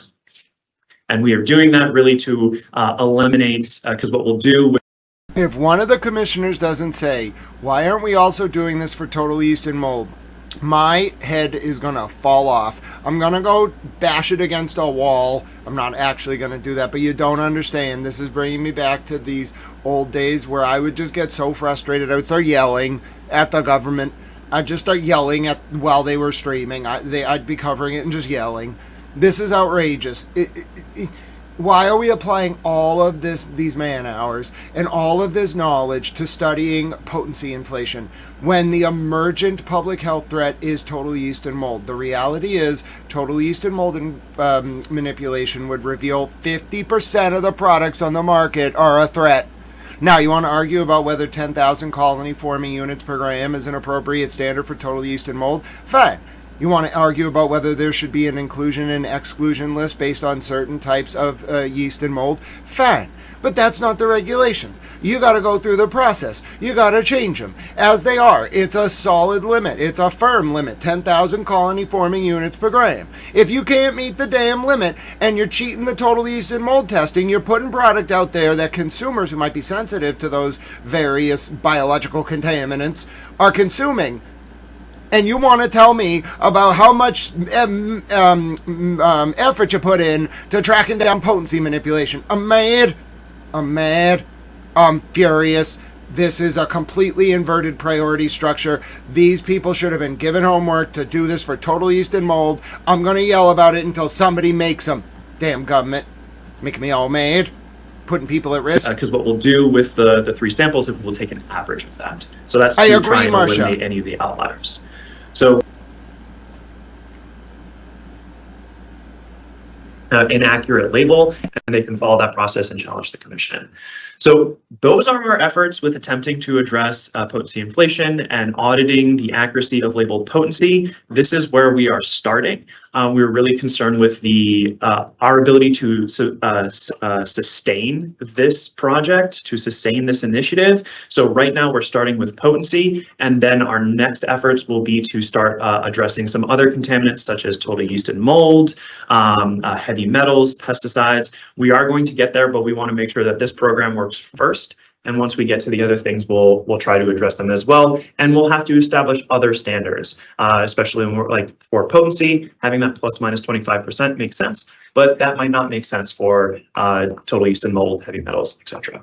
So if you have any questions, I'll do my best to answer them. So yeah. Commissioners? I have a number of questions. So first. You're probably going to ask mine, so that's a good thing. So you go and we'll see what's left. Let me kind of walk through this a little bit. So first question, in terms of the testing, can you walk me through, again, outside of this project, what type of tests are marijuana product going through currently as it goes from cultivation to dispensary? So our protocols require different testing at depending on what stage that they're at. I wouldn't say that I'm necessarily an expert on what exactly the tests are, but a full panel test will require testing for pesticides, heavy. I'm sorry, let me just interrupt. I've been actually looking at this, so I'm kind of aware of. Okay, sure. I'm just curious about in terms of the supply chain, how often and when are the tests being done by the industry? So the tests can occur during the following the cultivation process. So during the cultivation process, there we have testing for the growing material. That is one of the would be one of the areas where there would be a requirement for testing. And Tim's pulling up them to probably assist me in a second. But so we have that part. Once the product is harvested, cured, and dried, They will be subject to certain testing requirements that is also in our protocol. And then depending on how that product is processed, there may be additional testing. So for a concentrate, once the product is processed from just marijuana flower, like a bulk marijuana flower, into a concentrate, there will be an additional layer of testing that would be required. And is this, now there's a number of different types of tests. Is this the potency testing that we're talking about? This is specific to potency, yes. Great. And if we go back to the slide with the graph. Sure. If you can just go back one, I think. I just wanted to sort of make sure that I understood the graph, because I guess I heard two different things. One was we are taking finished product from the shelf and we are testing that. And two, I thought I heard someone say that we were testing the plant or what was harvested way earlier up in the supply chain. I want to make sure that I understand what has been tested based on the presentation and what has been tested and shown. Right. So if we're strictly speaking to flower, that will have been tested earlier on in the supply chain. So a cultivator, they create a harvest batch, and they have a source package of 15 pounds is what the packages are required to be. That package, they will be submitting a sample, representative sample is what they're supposed to be doing. All right, just so everyone understands. We're only watching this through the enforcement action. We got like maybe an hour left. He's trying to explain how they do testing. Like, these are new commissioners. This is staff off camera being grilled by their bosses. Those three people on camera, that's the chair and the two commissioners. All right, they are the bosses of this like 100-person regulatory behemoth. Each division of the agency does different things. This is a compliance guy getting like grilled on what the agency is doing to enforce testing standards. So he's got to start from the bottom with these new commissioners and tell them, like, here's how the company like selects a part of the product to be tested. Here's how it goes to the testing lab. Now, there's a lot of issues with this. Companies shouldn't be selecting their own products for testing. They shouldn't be selecting the sample from like the batch of the tested product. They can like dry it out. They can put keef on it. They can manipulate it. They can put it in a rad source machine. They can put it in a ozone remediator to like nuke it of all of its like DNA. Okay, and then it's going to come out clean. But who knows what the hell's in the rest of that batch? Like, sample selection should be blind, done by an independent third party. Okay, but these commissioners are very new. They don't really know a lot about this. You really have to understand how this whole process functions. We're not really watching this for this purpose. I have to see the enforcement action that they're going to do right after this. But I may as well just tell you, because my dear friend Marsha had some questions. They're talking about how you test products before. It's like the FDA, but on the state level, and how you ensure consumers, when they're buying something, can look at the label and know that it like is identified by potency correctly, and then also that when it says it doesn't have yeast and mold and it doesn't have heavy metals and pesticides, that it does. If you can't trust that as a consumer, the market doesn't have any like integrity. So they're talking about that. And I'm yelling. Sample is what they're supposed to be doing to a laboratory for results. I believe that's a full panel, but it might be mistaken. We're Plant, jumping forward. I'm thinking pre-final product. So, if I'm not mistaken, these Commissioner Wilson, if I'm not mistaken, these were taken directly from a cultivator or a product manufacturer. There are some other aspects of why we were able to obtain those products for this baseline study. But yes, this was not an on-shelf product. We wanted to obtain a large mass of marijuana to see what we should be doing in establishing this range that would be acceptable. So it's the same product submitted to all of the laboratories to see what would we get from a variance of results from all the plants. Okay, that's actually hilarious. So the government went out and bought a bunch of weed, and then they went to a bunch of labs and tricked the labs, and we're like, okay, they didn't know who it was. They sent them samples, and we're like, tell us how much this weed's potency is. Some labs came back 17.7. Some labs came back like 29 to 32. The government set the labs up. This is great. I love it. Mr. Chair, I don't want to be pedantic, but just for I agree. This is very educational. Thank you. It is and those that may be educational. listening. just to understand, so there are two tests. There was a pre-project test. We want to do this project around shelf testing. So we want to get some basically raw material. We want to find what the potency ranges are for the raw material. That will give us a range to say, if we do the shelf testing, it should be within this range. Second stage, we grab some stuff off someone's shelves. We send that around some ITLs, and then we see if they fall within the range that we predetermined. For Commissioner Wilson, for the second stage, it is the same ITL. We are not sending that to all of the ITLs. The product that we are obtaining off the shelf is only going back to the same ITL that provided the initial results. Again, I apologize, Mr. Chair. Why? Taking time here. I was just curious, why send it back to the same ITL versus circulating it to a variety of ITLs? So we wanted to eliminate, Commissioner Wilson, we wanted to eliminate some variables. And one of those variables might be, well, why is the commission sending my marijuana product to this other lab? Maybe that lab uses a different process for providing potency results. So to eliminate that variable, it's just going right back to the same laboratory that used this, hypothetically uses the same process that they used when they received the initial sample. And that was really our thought process there. And like I was saying earlier, if we had a standards lab, that is where I would want to send the samples. But until we have that, we felt that this was the best practice. He's talking about having us, like, right now we have testing labs that are businesses, for-profit businesses that contract with the state and also operators to do testing. He's saying we need a state standards lab, like separate from those testing labs. We got to have our own, and we got to do our own testing. Otherwise, this is the Wild West, and he's right about that. And just to emphasize a point that Jake made here. So it's really what we are trying to do is, in the absence of a standards lab, we want to compare apples to apples. So ensuring if we send a sample back to the same lab that performed the initial compliance test, we're ensured that they are going to be utilizing the same processes, preparing the sample in a substantially similar way, et cetera.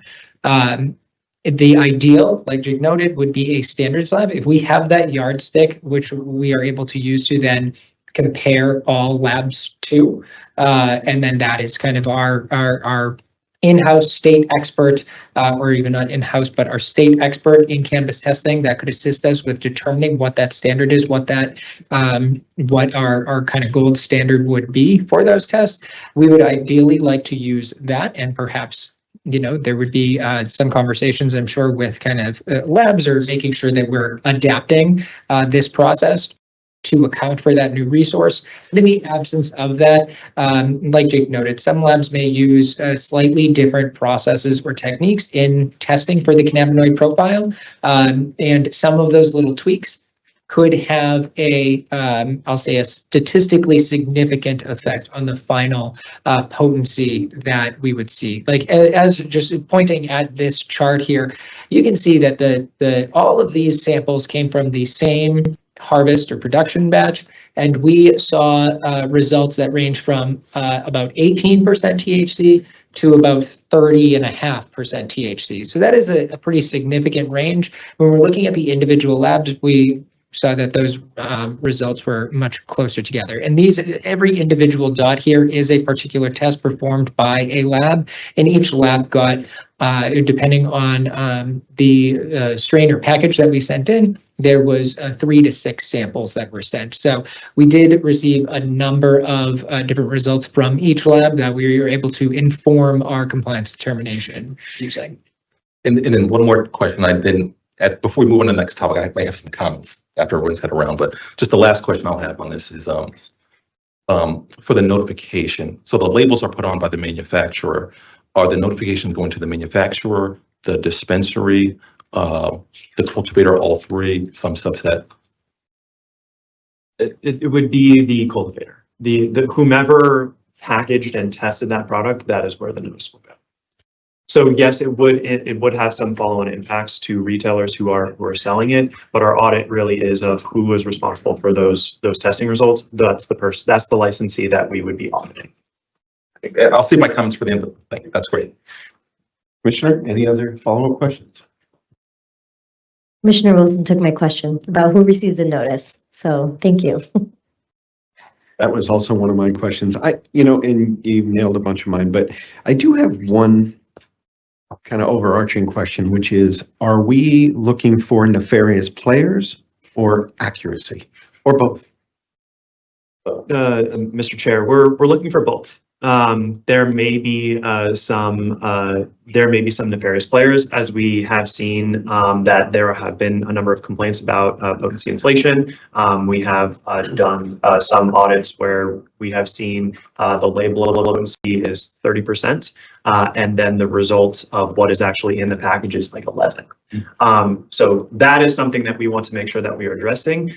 It doesn't necessarily mean that there was any specific bad actor. There could be other root cause issues, and that would be part of that further investigation. And what we're hoping that this does is that really set that expectation for, if I'm a consumer and I'm purchasing a marijuana product, I should have some level of confidence. So if there is indeed, in fact, some potency inflation, let's try to bring that back down to say, this is the expectation that the commission will have. And so if you are engaging in those bad practices, we are going to catch you, and this is how we're going to do it. Go ahead, Commissioner. Oh. Thank you, Commissioner. Just to kind of add on to that or supplement as well, I don't want to say that this, I think Jake is absolutely right. There is kind of an angle towards both of those areas.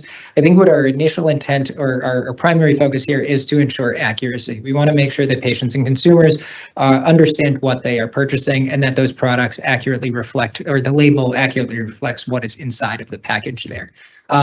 However, that being said, what we may end up identifying through this process is that perhaps cultivators or product manufacturers are not accurately taking representative samples for that initial compliance test. Perhaps there is a change in the actual product type that was not correctly reflected in metric or captured by metric. So there may, through this auditing process, obviously, making sure that the label is accurate, that is the first step, or the first follow-on step after the audit is performed and we get those results. However, following that, there may be a need to perform an additional investigation or at least speak to the cultivators, product manufacturers, et cetera, to try to identify what was the root cause of this discrepancy. And that is going to be part of the notices that we will be sending out. Fraud is the root cause.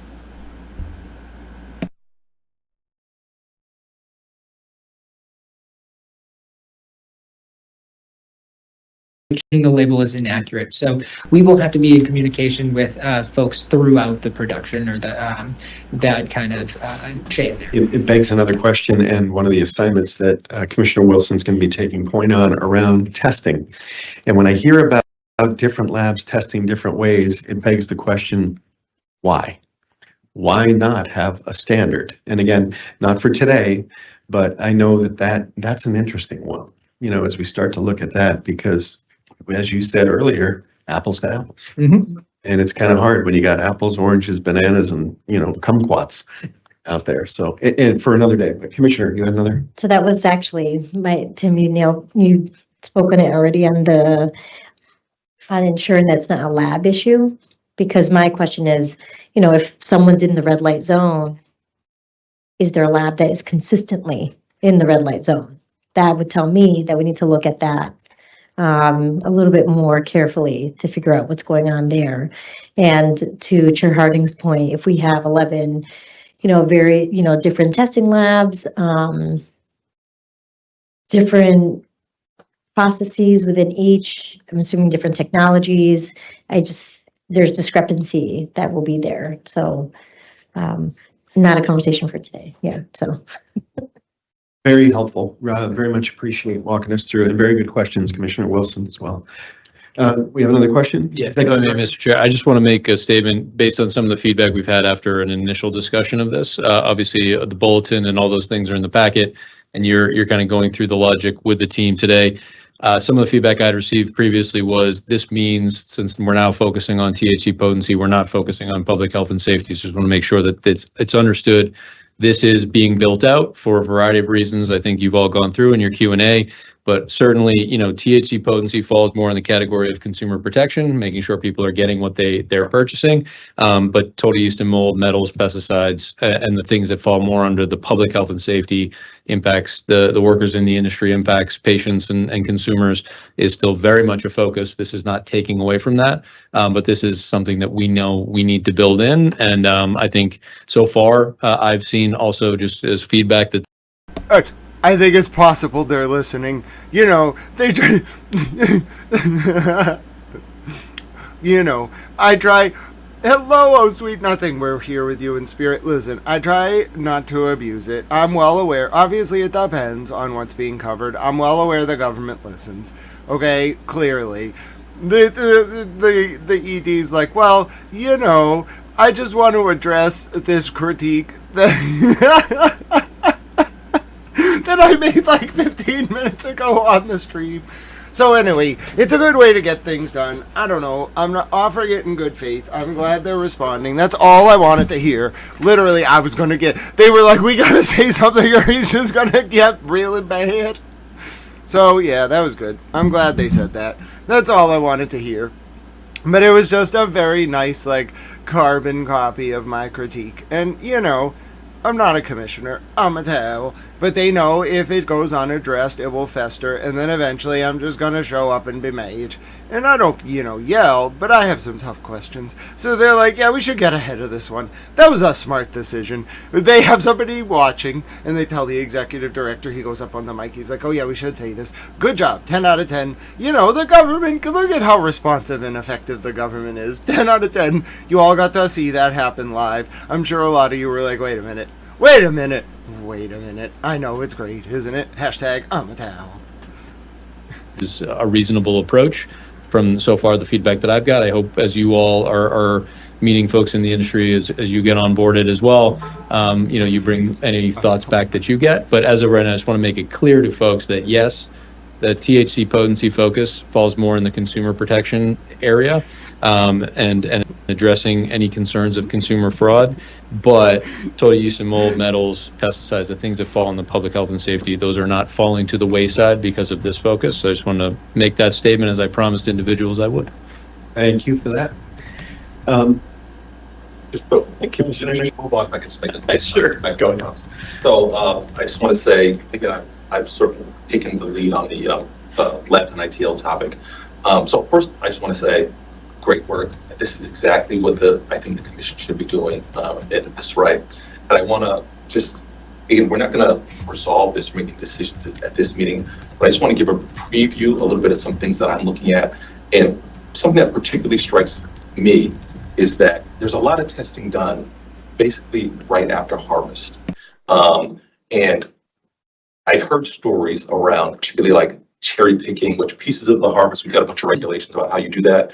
It seems to me like that is really the wrong place for the emphasis around testing. Our testing should be, because it is about consumer safety and that people get what they are applying, it should be near the end of the manufacturing process. When we've got a final product, we've got it in units that can be more easily procured really by anyone, whether it's commission staff of the lab, or staff of the Yeah, that's fine. But you got to make sure, you got to have a chain of custody if you're going to do that. They can nuke it at any point. They can just rat it. So if you really, I agree with you, because it can grow mold in the bag. Like, mold cannot be there initially, and then it could grow. It's a flower. It's a living organism. So I agree with this. This is smart, but you got to think about tracing whatever you're going to test. You got to make sure that they just didn't nuke the whole batch. Okay, because you can eat. What I mean by that is you can use a X-ray cabinet to nuke contaminants in flour. It actually compromises the terpene profile when you do it with radiation, because you have to raise the heat. So it's going to convert delta 9 to THCA, or THCA to delta 9. It's going to convert, so it's going to compromise a little bit of the bud. And then it's also going to affect the terpenes. It's going to burn some of the terpenes. So anyway, rad source is one way. We're talking about remediation here of biological contaminants. And then the other way is to do it with ozone remediation, which is more inert. No. The other way to do it is ozone remediation, which is more inert. But the point is, the commissioner here is talking about when you do the testing. Right now we do it when you do, like when you cut the plant down and dry it and cure it and get ready to ship it out to the customer, the wholesale customer normally. The cultivator sells it either to their own retail establishment or to another retailer.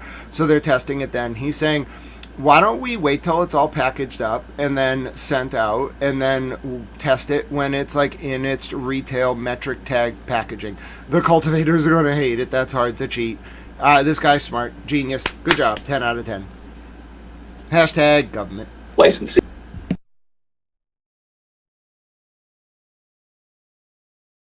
In case anyone doesn't know, there's actually a significant amount of time in the supply chain process after it goes from harvest to a final product that someone will consume. Even during the testing phase currently, it could sit in the cultivator for several days, if not weeks, prior to getting result back and then move along the process. So that's a place for contamination that we're not having as much visibility into. And I think we should move our testing further down that supply chain. And that's something I'm looking at in terms of regulatory changes that may come down the line. So thank you very much, Mr. Chair. You are welcome. All right, unless there's anything further, we'll let you move on to your second topic. Thank you, Mr. Chair. And I am up for the next topic, which will be an overview of our assessment of fines. And, you know, as a consumer protection agency, the commission is really focused. Bonsoir. You know, he told me that first day in office, he asked me like 7 questions. This is live. I answered all of them. Is this true? He said, he just answered more questions in one meeting than Joe Biden did in 4 years. Okay, you know, I'm not going to get you in trouble, but that's what you said. Go ahead. Bonsoir, Mr. President. In The Art of the Deal, you write about the importance of leverage. Yeah. Obviously, you have a lot of leverage when it comes to Iran, whether Tremendous it's militarily or through economic sanctions. What leverage, sir, do you have when it comes to Israel and Hezbollah to ensure that they abide by the ceasefire? Well, I think we have leverage just by the fact that we really have Iran now has to be good. They have to behave. And we might help. That's a much smaller conflict. It's a conflict that should be able to be over with. I'm surprised it's taken so long. And it's a much smaller, but we have a lot of leverage. We have the greatest military anywhere in the world. We have the strongest, most powerful. Look at the blockade. By the way, the blockade was more impactful than all of the bombing raids where we dropped $1 billion worth of bombs on Iran. The blockade was so incredible. The naval blockade, the admiral, the whole thing, not one ship got through. That meant no money got through. They were dying. They had no money. They have inflation that's 250 or 300%. They have no money. We have tremendous leverage. We have the leverage of the economy as an example. We'll get that done. That's a small one, and we'll work with Israel and get it done. But I'd like to do it. I mean, you have people living there. Buildings are being dropped on top of them or right alongside of them. How would you like to live there? It's so unfair, especially Beirut. You know, you go into Beirut, and I looked at the scene 2 days ago, yesterday, where they hit. That was a big hit. That was unnecessary in my book. Yeah, please.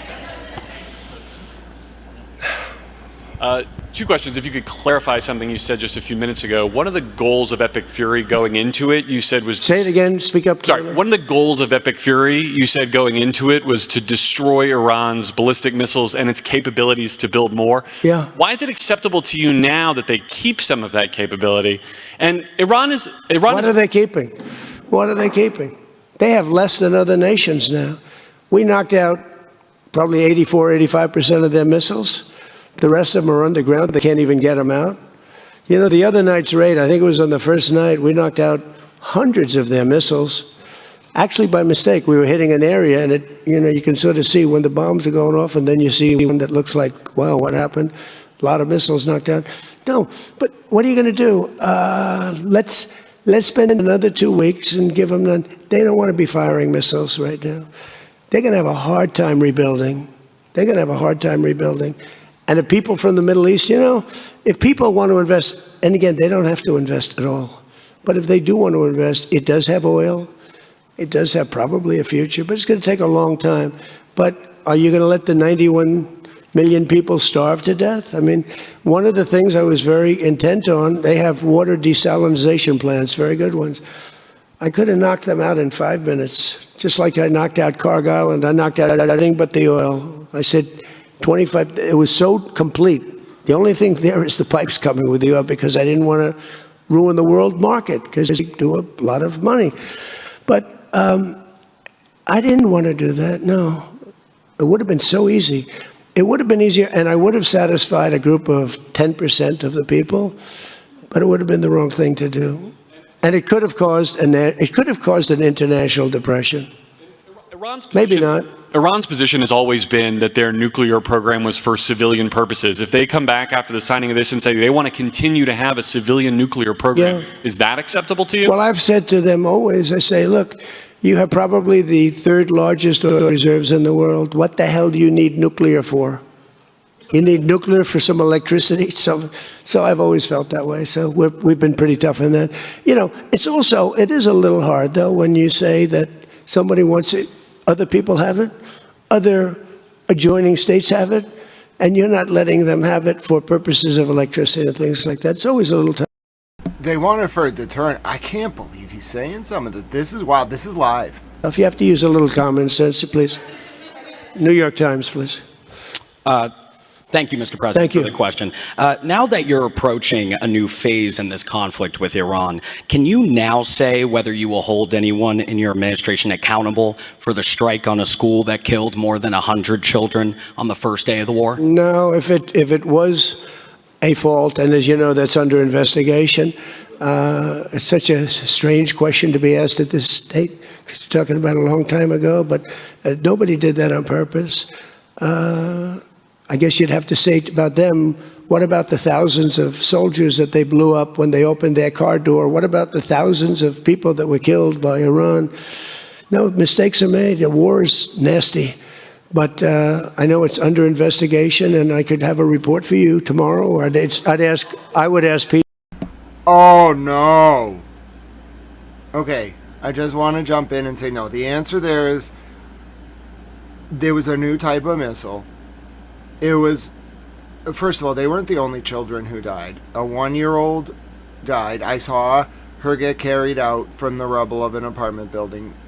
If you really want to move on from this war, I don't mean to critique the president, but you can't be saying stuff like that. You can say it was a new type of missile, which it was. We didn't really know. It was meant to hit something else. It was kind of close to an IRGC headquarters, and what you have is like a radius for like accuracy. It can be anywhere from like 40 feet to 100 feet, okay? Like 15 to 30 meters, a little more. It depends on what the missile is. This was well within the miss range. If it's a miss, you gotta own it. You can't jump and be like, yeah, what about the time they bombed some soldiers? Okay, I understand. Trust me, I understand. I'm mad. I know there was lots of people who got bombed. Lots of children in this war. I understand. But the answer there, if you are going to own it, just own it. You just say the reality. It had a circumference of miss. It's a specific term. Like when you're talking about a missile's accuracy. It has a radius. It missed. We're sorry. If you're going to own it, own it. Don't equivocate. That was really bad. The Iranians, people must understand, the Iranians take that bombing of the Minab school very seriously. It's like it's almost as bad. It's not as bad as when the supreme leader was killed and his family and the grandchildren. It was very close to that, though. They consider that like worse than the bombing of the Maine, worse than the USS Liberty for us. It's like it would be Pearl Harbor today. If Iran took a ballistic missile and bombed a school in America and killed 156 kids, it would be Pearl Harbor or worse. It's like the most important thing to them. They talk about those 156 kids all the time. Their football team at the World Cup brought backpacks onto the field in honor of those girls and boys who died. It's very serious. It's like the most important thing to them. So you either got to treat it that way or if you're gonna say it's under investigation, fine, dodge it. They're not gonna love it, but at least it's you don't immediately turn around and criticize them. That is the most important thing to them about this war, other than the death of the Supreme Leader Khomeini. I'm telling you, that was a bad answer. That's gonna hurt the Iranians, and they listen. They're not gonna like that. Pete, I would ask Pete Hegseth that question, because they have it under investigation. First 48, I looked at the map. There was an IRGC headquarters, like maybe a block and a half from the Minab school. And it was a new type of weapon. It's this experimental missile, but that was a bad answer. Please. Mr. President, you've been saying all week that this deal permanently prevents Iran from getting a nuclear weapon, but the drafts of the deal that have been floating around barely mention Iran's nuclear program. So can you explain how exactly the deal achieves that goal? So when I say permanently, it should be permanently. But if it's not permanently, we will bomb them. They will be bombed, just like I bombed them on Wednesday night and Tuesday night, and was going to bomb them on Thursday night at a level that was 3 times greater, and they knew that. I will bomb them. Now, that's with me as president. If you have a weak, pathetic president, maybe that doesn't happen, but I can only do the job that I have to do. I have a long time to go. I have almost 3 years, close to 3 years. Time is going fast. But our country's become we're the most respected country in the world. Those leaders today, they said, we used to laugh at you. 2 years ago, the same guys, they'd laugh at the country. And now they say, you're the most respected country anywhere in the world. Militarily, even military. Take a look at what happened look at what happened in so many different locations. Afghanistan, that horrible retreat that these people made, leaving equipment behind. They weren't under any pressure. You take your time. You can get out. I was going to get out. We were going to get out with dignity and pride, take 100% of the equipment. I was even taking the tents down. But then they got out and they just left. They left all the equipment. Hola, mi amigo Francisco. Este día tenemos la paz por mucha gente, pero en el sur de Lebanon no tenemos la paz. Israel le fusilarte muchas bombas a las ciudades. 55 ciudades en el sur de Lebanon. Entonces, Irán está mad. They're very mad. También nosotros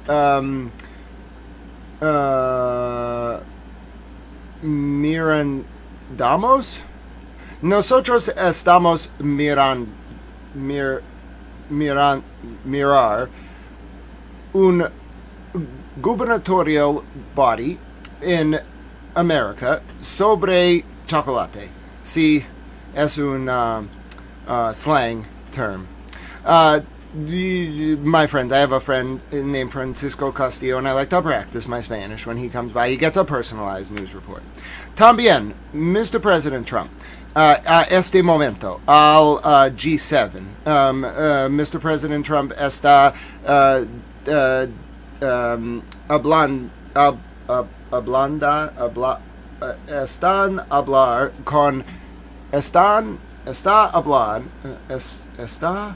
hablando? I'm not doing great with my Spanish today. Con el media, los periodistas, at al G7 en France. No sé cómo se dice France en español. Este momento. Entonces, nosotros vamos a escuchar. Sí. Bien. I may get all that equipment back. Now, here's the thing. More symbolic, because it's a little old now. But we may get it all back. Afghanistan is kissing our ass, you know that? So you're threatening to bomb Iran if they don't comply, but there's nothing enforceable in the deal itself. Is that correct? Doesn't have to be.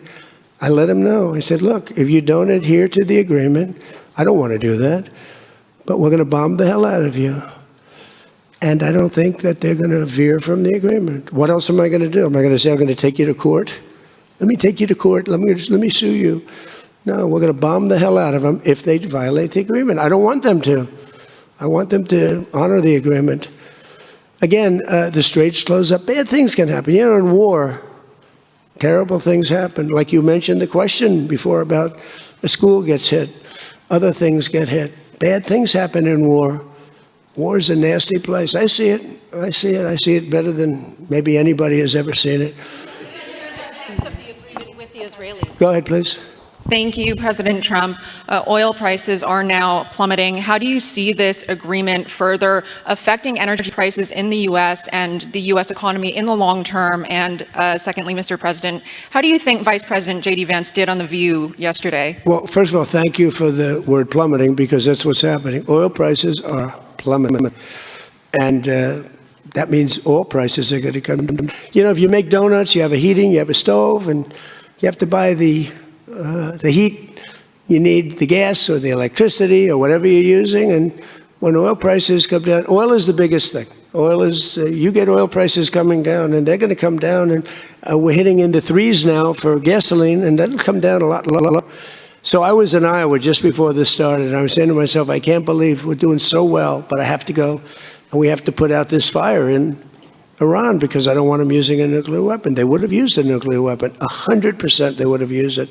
The only question is, was it going to be that day or that week? They would have used a nuclear weapon. They were on the way. And I said, we're going to have to put out the fire. And I said, you know, oil prices, so gasoline, we passed 2 gas stations in Iowa. Made a speech up there. The people are great. I won it by so much. And I love the people, farmers. And we passed 2 gas stations. One was $1.85. One was $1.91. Now, that's Iowa. But it was, I mean, California has all those crazy taxes that they put on, you know, California taxes. But the oil was down to $2 to, I'd say, between $2 and $2.50. And it was heading down further. And we were going to have a great run. We took a little journey down to a place called the Islamic Republic of Iran, and we bombed the hell out of them. And now they can never have a nuclear. All right, we have to go over to this regulatory hearing now and listen to this. Assessed fine very likely differs from what is reflected in that stipulated agreement. If we were moving forward to a hearing, the initial assessed fine. Okay, we could go back to the White House now. Oh, he's actually in Europe. We had a disturbance, but I must say it was much less than anybody thought. The oil never went to $350 a barrel. It went to $115, $120. The oil never went anywhere near that. And the other thing, I thought the stock market would go down 25 or 30%. The stock market a week ago, before we started this, was higher than it was when we started, which tells you that we have a very resilient economy. We have the strongest economy we've ever had. Now, the word affordability, it's a fake word but made up by the Democrats. Here's where it's fake, because they made it up. Because I inherited prices.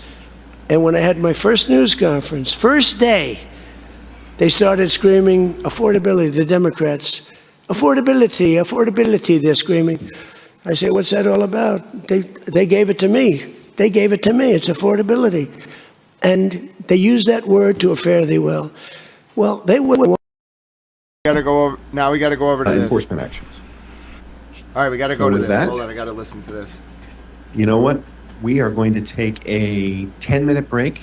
And we'll Okay, be fine. back at 1:15, if that's All right, so good. You all get more, Ones Mr. that President. created the affordability crisis. I'm the one that got it CCC's down. in a Remember, 10-minute break. highest insurance rates in history, highest rates for everything. Eggs, remember eggs? They were 4 times more expensive than they were in my administration. Mr. President, I remember eggs. You know, I haven't seen an egg in a long time. I think I was in the supermarket the other day.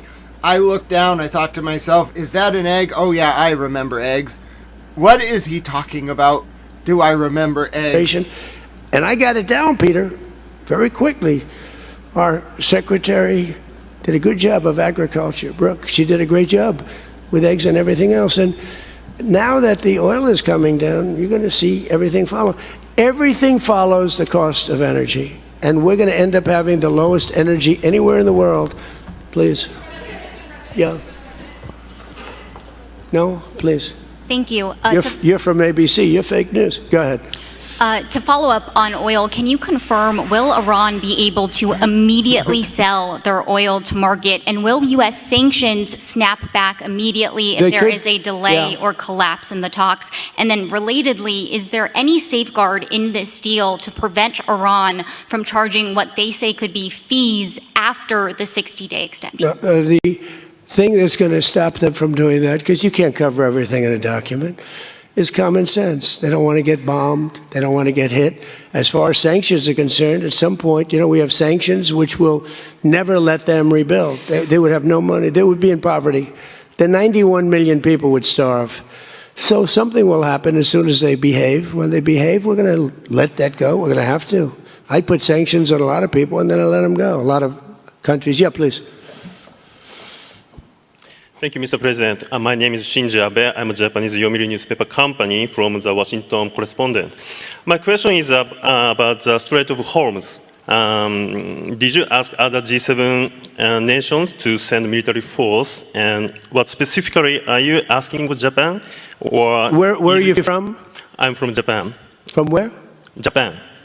And is military support? I just left your prime minister. Japan's doing very well. She's my biggest fan, I have to tell you. She thinks I did a great... Sir, his question was about the Strait of Hormuz, not about Japan. Well, it was about, do you want Japan's help? He was not asking about the Prime Minister of Japan. Good job, you have to call her and ask her. He's not going to call the president. Oh, my God. He doesn't even know what the man said. He just heard the word Japan and was like, oh, you should call your prime minister. Oh, very good job, by the way. Go ahead. I understood the man's question. He asked you about the Strait of Hormuz. Oh, goodness. And military support is no longer necessary. Yeah, but what do you want to know? Go ahead, just... He just said what he wants to know. Oh, my God. Oh, the Japanese are going to be so offended. Tell me, what do you want to know? Okay, my question is, did you ask other... Okay, the Japanese are so polite. This man has, oh, you don't understand, this man is doing his best. He did nothing wrong. It was a perfectly reasonable question. Mr. President Trump just can't understand what he's saying. Oh, God, this is incredibly embarrassing. I had some schadenfreude when the person came on the Zoom call one time and started cussing during our court hearing. This is really bad. You don't understand. The Japanese they're very dignified, respectful people. This man didn't do anything to deserve this. Mr. President Trump just can't understand him. G7 nations to send military force, and what specifically are you asking of Japan? To send the Air Force? For what?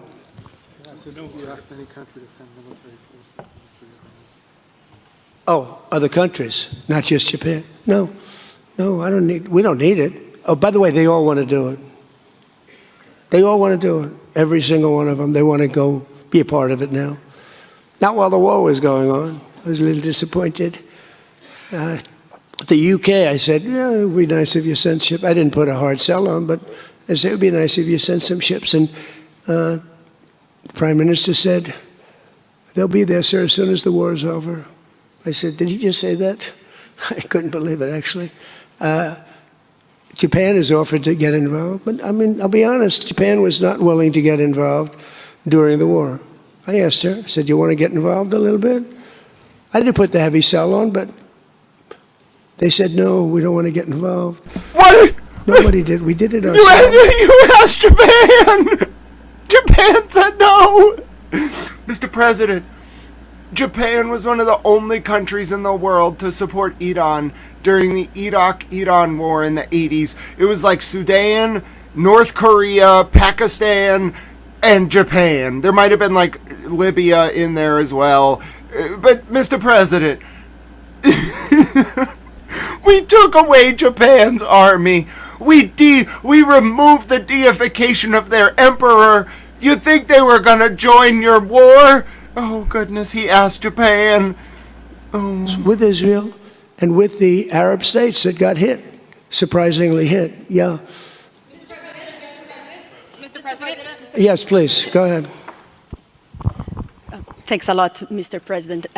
Question on Brazil. I would like to know, how was your interaction here in Evian during the G7 with the Brazilian President Lula. Did you talk about the new US tariffs on Brazil? Did you talk about the US designation of criminal gangs as terrorists? We did. How was it? I spent a lot of time with him, actually, and it's become a little rough country, right? Politically. It's been a little dangerous politically. You're talking about Brazil. Yeah. It's been nasty. I hear they arrested somebody that's running for office today. I found that out after we left. I just said goodbye to him, and I heard that they arrested the Bolsonaro Jr. He was doing well in the polls, and they arrested him because he made a statement in Texas. They arrested him, or they want to arrest him. They have something out for his arrest. No, they play pretty tough. But nobody plays tougher than the United States. Totally rigged. We have rigged elections. What the hell is happening right go ahead. now? Thank you so much, President. Thank you. Sumu Sakamoto, the Asahi Shimbun. For G7, the concept of the rule of law has long been considered the core principle. During this summit, any of the leaders expressed any concerns on the possible violation of international law on the attack on Iran? No, actually the opposite. They felt they were very dangerous. They were very relieved because they could get hit too. They were very relieved. No, we never discussed that. No, it would be the opposite. They broke the law. They killed thousands of people. They killed thousands of our soldiers and hundreds of thousands of people. Yeah, please, go ahead. Go ahead.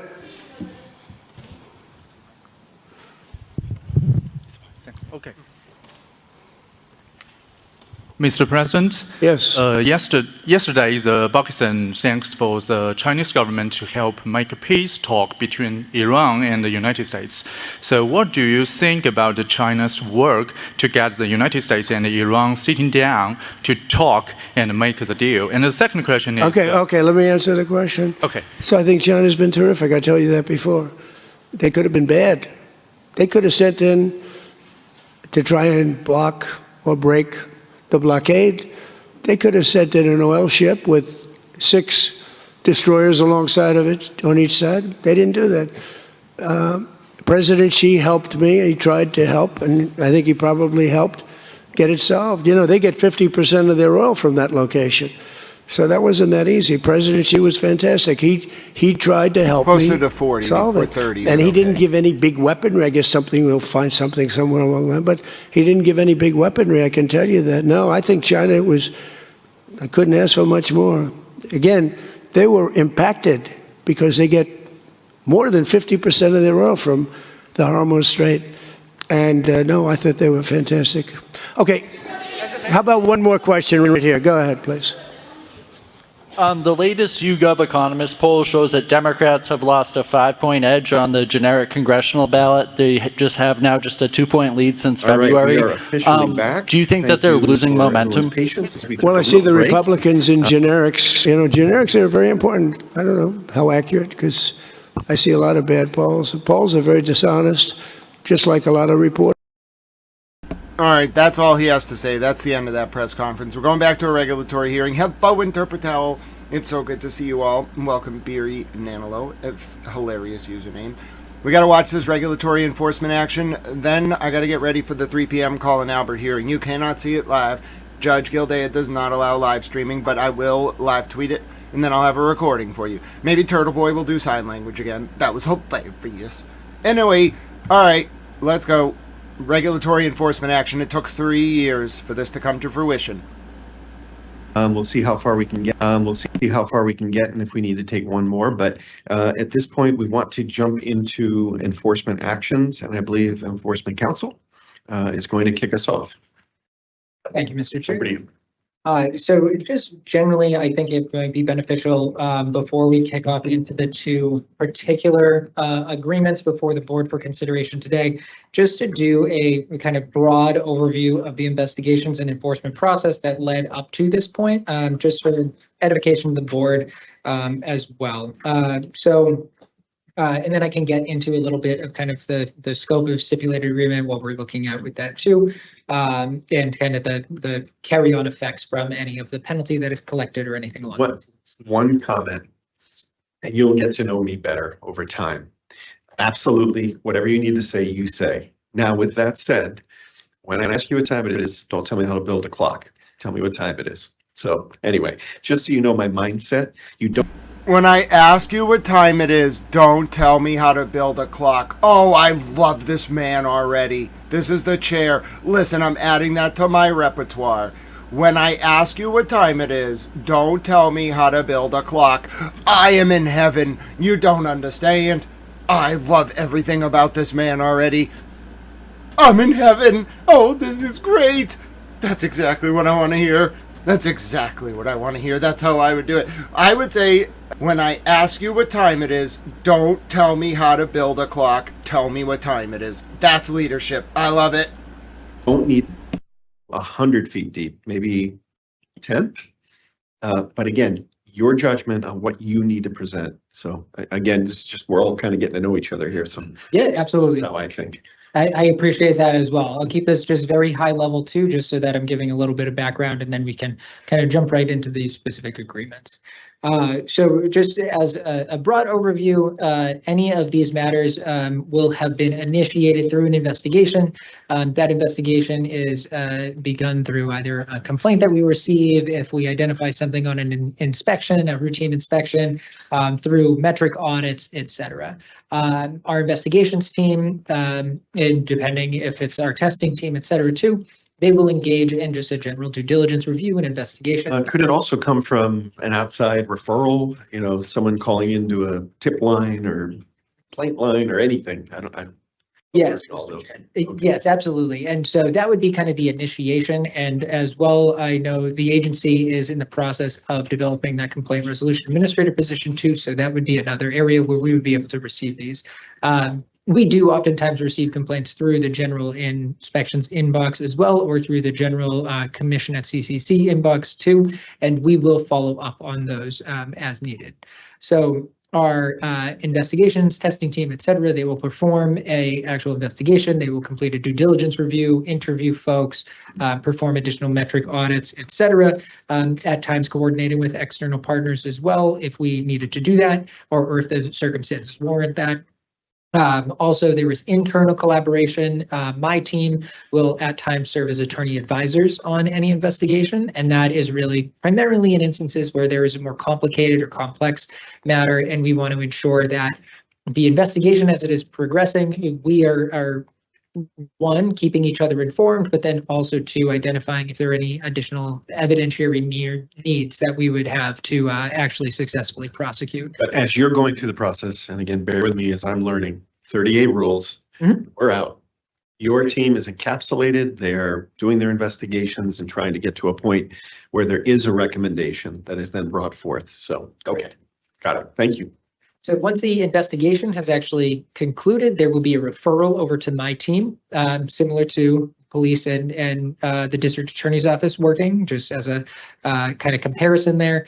My team will then take a look at the investigatory file, perform our own due diligence review, identify if there at times there is a need for further development of a matter. And so we will work with the investigations, testing team, et cetera, to fully or kind of follow up on some of those items.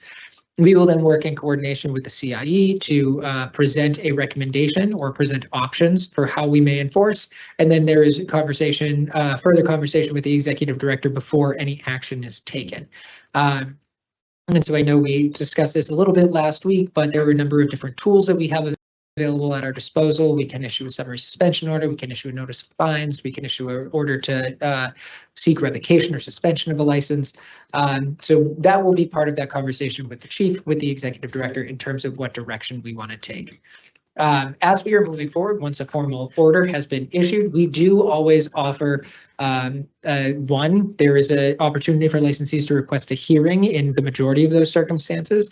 And then we also will offer informal dispute resolution. So that is really just a negotiation to see if there is an opportunity for the parties to connect and move forward with a proposed stipulated agreement, which is where we are today. So through stipulated agreements, I just want to note quickly that oftentimes there will be an agreed upon monetary penalty. That penalty pursuant to statute 94G section 14 will be deposited in the marijuana regulation fund. That regulation fund, 15% of that annually is transferred over to the social equity trust fund. Additionally, that money is used for a number of different public resources too. We may also see donations to the Social Equity Trust Fund through these orders or through these agreements, which may help to offset whatever the agreed upon monetary penalty is, but that would be one option that we will see in one of the agreements today. Additionally, we are always looking to ensure future compliance through agreed upon affirmative relief. That may include trainings, that may include kind of a probationary period or automatic assessments if we identify similar violations moving forward. And then we also are looking to make sure that we are ensuring personal accountability if we identify any folks were particularly implicated with directing the violative actions. So all of those are different areas where we're looking to kind of make sure we're incorporating them into these agreements, because we are, at the end of the day, trying to ensure that the licensee is able to move forward in a compliant manner and the agency is able to work with them to ensure that compliance. So with that, I will, we can transfer over and talk through the two different items that we have for you today, or for your consideration today. The first one that we will place before the board for consideration is a stipulated agreement with respect to DMA Holdings LLC. And so this licensee, or this company, has a number of licenses. So they have Greatest Hits, which is a retail location in Dudley. That license number is MR283264. Two retail locations under the name Tree Market.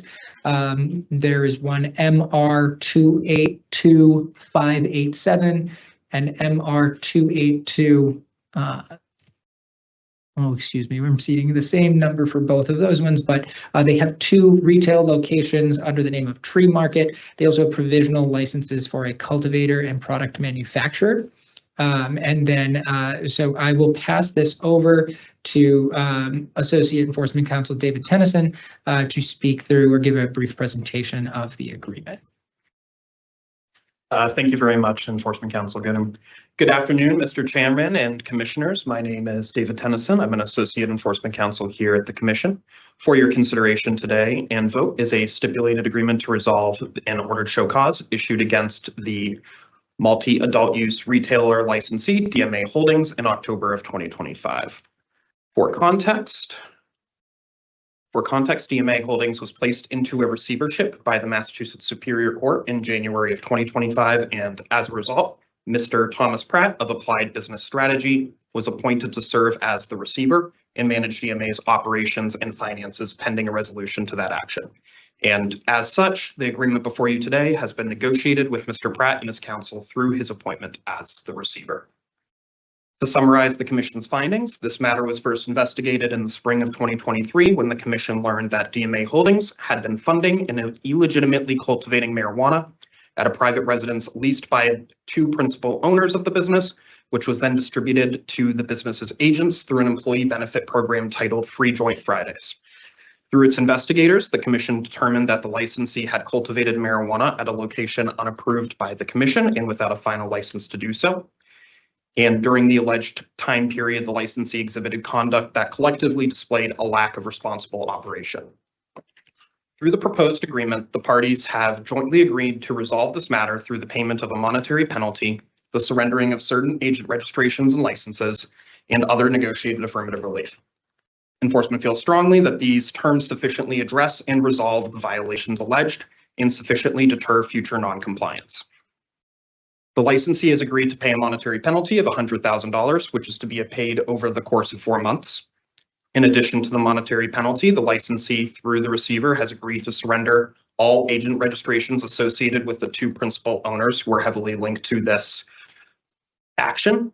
The receiver attests that neither of those principal owners are actively involved in the licensee's operations, and that DMA's marijuana and that as DMA's marijuana licenses are sold and ownership is transferred, that neither of the principal owners will retain any ownership status, which would classify them as a person having direct or indirect control, as defined in our regulations, and that neither owner will receive any sum, share, or distribution of equity as a result of those sales.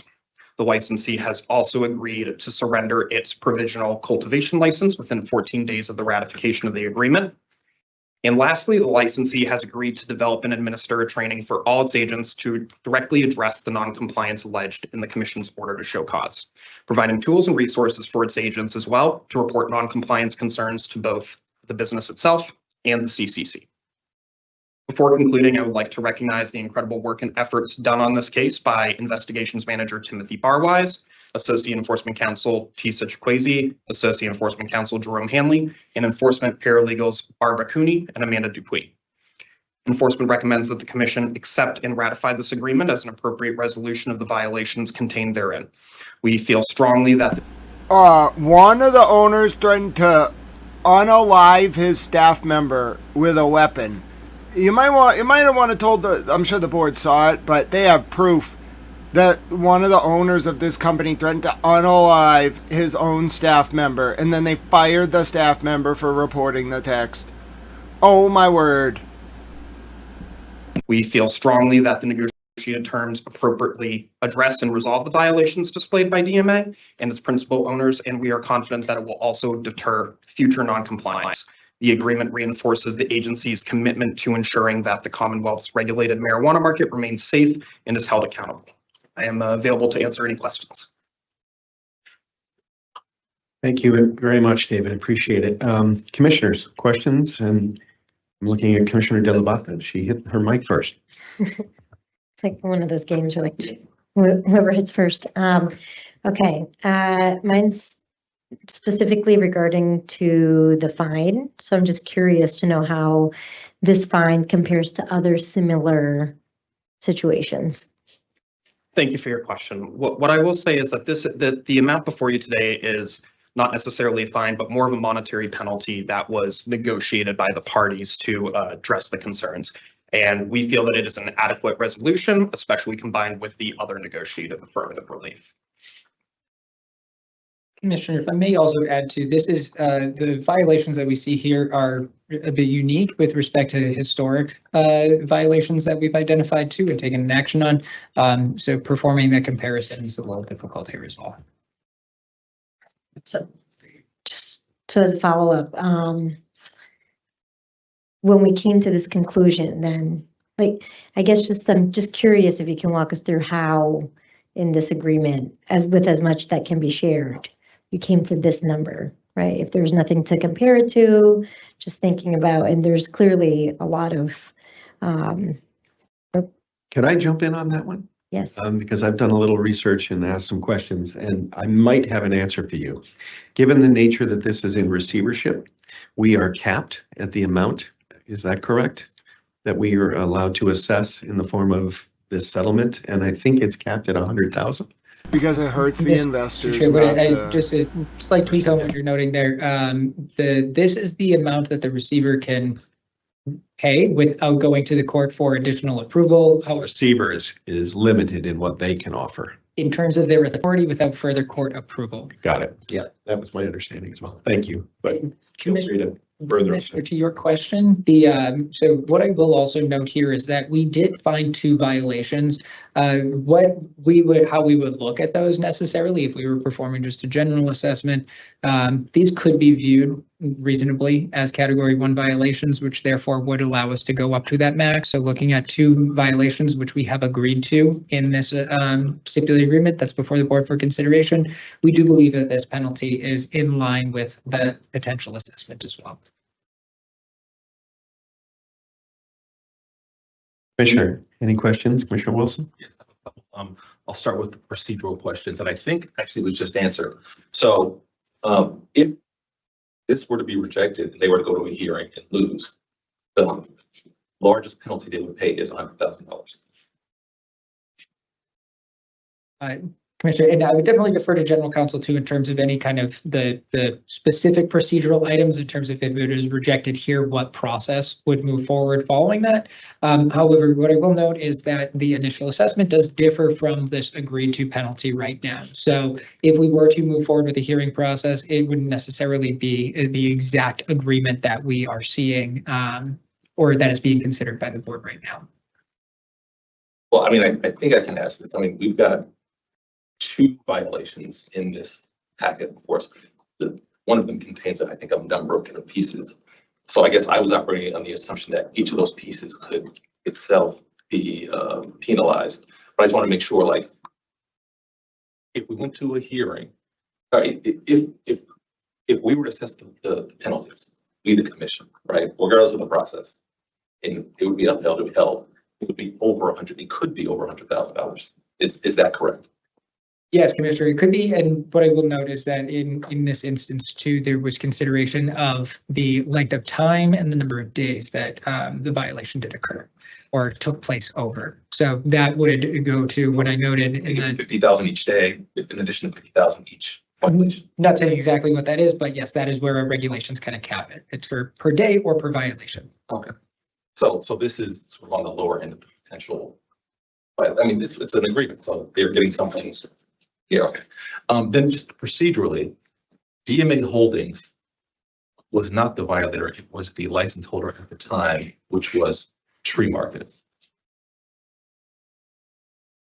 Thank you for your question, Commissioner. So at the time, the DMA Holdings is the parent company that possesses the IP of Greatest Hits, its flagship store in Dudley, Massachusetts, and they also are the owners of the Tree Market licensees, which are in addition to that store. Okay, so yeah, I just want to make sure I understood. So DMA is not the receiver. The receiver is taking over DMA. It's a little complicated. There are investors in DMA, but the operators were the licensee, the 2 guys on the license. That's different from the holding company, that's why ownership and control are different. You can own something without running it day to day. Likewise, you can do both at the same time. But the parent company is mostly investors. And then the subsidiary, like the licensees, are operated by executives under the supervision of the investors. That doesn't mean the investors always know everything, though. And that stuff can, lead us. You mess with investors, there's civil cases about this company. You mess with investors, they can get you because they have a lot of rights. You'd be surprised. Over DMA. Correct. All right, and there's something later on our agenda about that. Okay, so I want to make sure. So we have the right party in front of us. DMA Holdings, the licensee that violate the provisions that are of their license. Okay. So then a few just sort of interesting things that I sort of saw here. So part of this complaint is around cultivation in a non-licensed facility. I guess the complication for me in Massachusetts, people are allowed to grow a certain amount of cannabis in their homes or whatever. Not like this. Whatever. When I read the complaint, these were individual homes owned by the these 2 individuals. If you read the complaint, then you know they purchased a lot of the grow equipment with company funds. It was like a commercial grow. A personal grow for adult use is 6 plants per person, up to 12 plants per home if you have more than 2 adults who are over 21. Adult use, medical use is different. It's enough to sustain your 60-day supply. It differentiates between flowering and rooted plant. It's complicated. I helped draft a lot of that too. The point is, no. This was did you read it's 13 pages. Did you read it? Mr. Commissioner, they purchased the supplies with company funds. They rented the house with company funds. Oh my goodness. I'm going to bash my head on the wall. Individuals will no longer be allowed to hold licenses or badges. I'm just curious, how are we this is more philosophical, how are we understanding the interplay between those 2 things? Thank you for your question, Commissioner. Though the private residence where the cultivation occurred was leased by those owners, the fulfillment of rent, the upkeep of property, and the cost of cultivation supplies was all bared on part of the of DMA Holdings itself. And so this combined with the fact that the marijuana was unregulated and being distributed to employees caused us to view it as crossing over that private operation to a licensed activity. Let me just put a hypothetical to you. I can, if, I've got a lot of practice. If I grow cannabis in my, I guess you're saying it would be a violation of the law. If I grew cannabis in my home for my own consumption, then I distribute it to people if they work for me, I would be in violation. Not of a license, but of. Is this a hypothetical, Commissioner? Just for clarity. I'm just thinking through. Commissioner, if I could, This is a hypothetical. I will also hypothetically. I will speak to kind of the commission's findings that are contained within the four corners of this agreement here. In essence, our finding is that their practices and conduct amounted to the operation of a marijuana cultivator license, which they did have a provisional license for. So they were utilizing their business funds to pay for the location, pay for the materials, pay to cultivate the marijuana here. They were also utilizing volunteer employees to assist with the cultivation. They were also using that marijuana they were cultivating at that residence to, in essence, further their business, or they would utilize that. Incentivize employees, exactly. That makes, so that's the connection. Part of it was, all of that stuff makes sense. I was wondering if part of the nexus could be the amount, because you're allowed to grow a certain amount, and I didn't know. It's not here, and I guess if it's not here, I'm not gonna press it. But if you're over a certain amount, then that could also factor in. That was kind of something I was thinking about. But again, it's not here. So last couple of things, which is, I was very interested about the message to the employee about the Instagram post. I guess it seems unnecessary to me. I don't know if we care about posts. It wasn't, when I read the message, it wasn't about hiding information from the commission. It was about a threat to take a weapon and hurt the employee, to unalive the employee. Oh my goodness. I'm curious how that factors into a violation.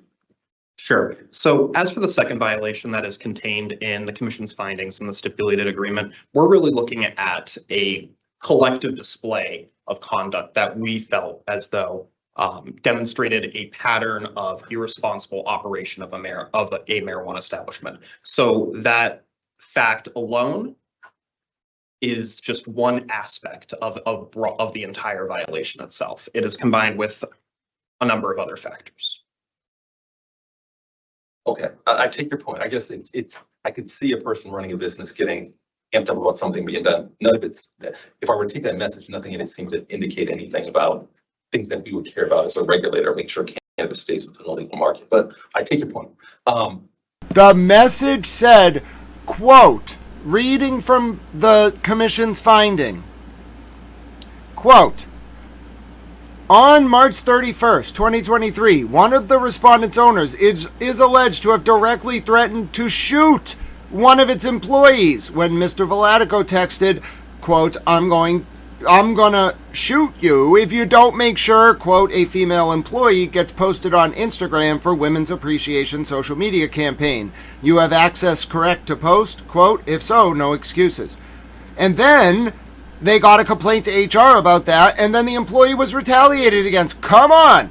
What is the point of having a regulatory agency if they can't read the damn reports? Last question. I guess could you walk me through a little bit about the receiver process? Did they go through the process because of something we initiated? Was it initiated on their own? I should know a little bit about how they initiated the receiver process, how the receiver was chosen. I'm assuming there's no relationship between us about how all that sort of went down. That is correct. The receivership process was started privately through, my understanding is through creditors of DMA Holdings. We did not necessarily have a play in that process. But I'm assuming they may have started because they knew this was going on. But yeah, but you don't know. Again, yeah, that's fine. I'm cool. I guess we'll have a vote. So I'm fine. The only thing is, I guess there's these two individuals could come back at some other facility and get badges. There's nothing in this agreement prohibiting that. They're just losing their badges at this facility. And it seems like if they were so bad, basically, I guess I'm wondering if there's provisions for us to have a long-term suspension for them specifically. I didn't see that in the agreement.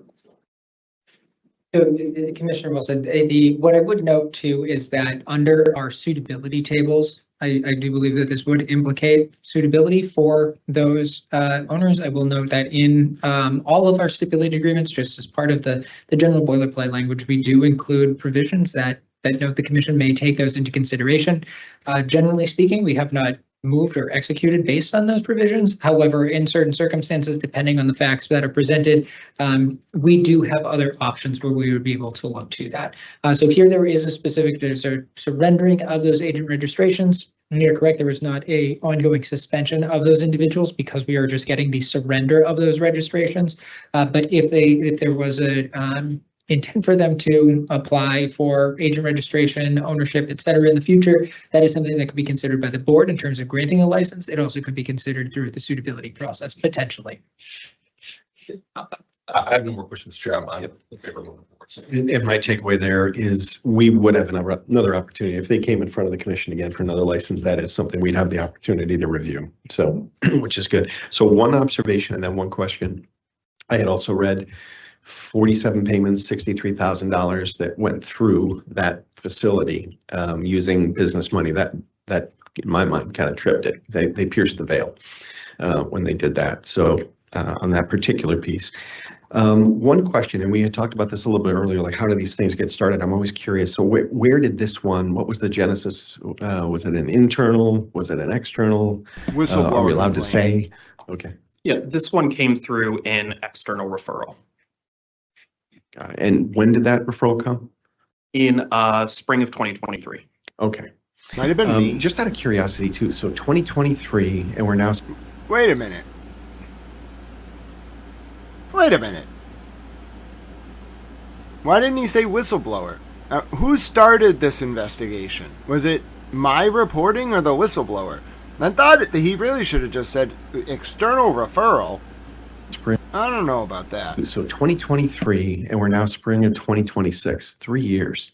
Is that normal? Is that kind of what we have historically seen? It takes that long to get through a process of investigating and then going through the process to develop the stipulated agreement and negotiations? Yeah, Mr. Chair, happy to answer that. So I don't have the numbers specifically in front of me, but I will say just in general that there are a number of different factors that will go into any investigation, into any enforcement, and into the subsequent enforcement action, which may affect the overall timing of that particular matter. I would say just as a broad matter for any sort of kind of investigation that is even moderately to even more complex, those could take potentially up to or over a year to fully dig into. And with respect to kind of the enforcement council process where we are performing our due diligence, that also may take up to around a year. And that is incorporating kind of any internal or external collaboration. So if there is the need to develop the evidentiary record a bit more, that will take some time trying to get in touch with folks for interviews, et cetera. The hearings process also, what we are doing now in an interest in trying to make our process more efficient. Previously, and that did not occur here, but in prior instances, what we used to do is we would offer IDR first. And then depending on the outcome of that IDR, we would then proceed to the hearing process. What we are doing now is we are proceeding on parallel tracks, so that is hopefully going to speed things up a little bit. So we will perform that, we'll offer IDR and a hearing at the same time. We will then try to engage in IDR typically first, and then we will see where we will go with that. But that negotiation at times can take a little bit to actually try to hammer out the specific details, but that could take a couple of months as well. So I would say that this is not an abnormal time. And when did they enter receivership? So this all began in 23, but was that shortly thereafter, or was it recently they entered receivership? They entered into receivership, Mr. Chairman, in January of 2025. Got it. Thank you. It's a fascinating, again, for another day, but for the other commissioners. the process when a business is struggling, the ability not to go through kind of a normal set of bankruptcy proceedings and have to go through a receiver process. That's another interesting topic. And I'm certainly not the expert on bankruptcy versus receivership, but I've dealt with both. Not personally, not hypothetically, but that's a very fascinating challenge in this industry that at some point we should probably discuss further. Here's the commissioner I of have no revenue. further questions unless So there he are knows from about the commissioners.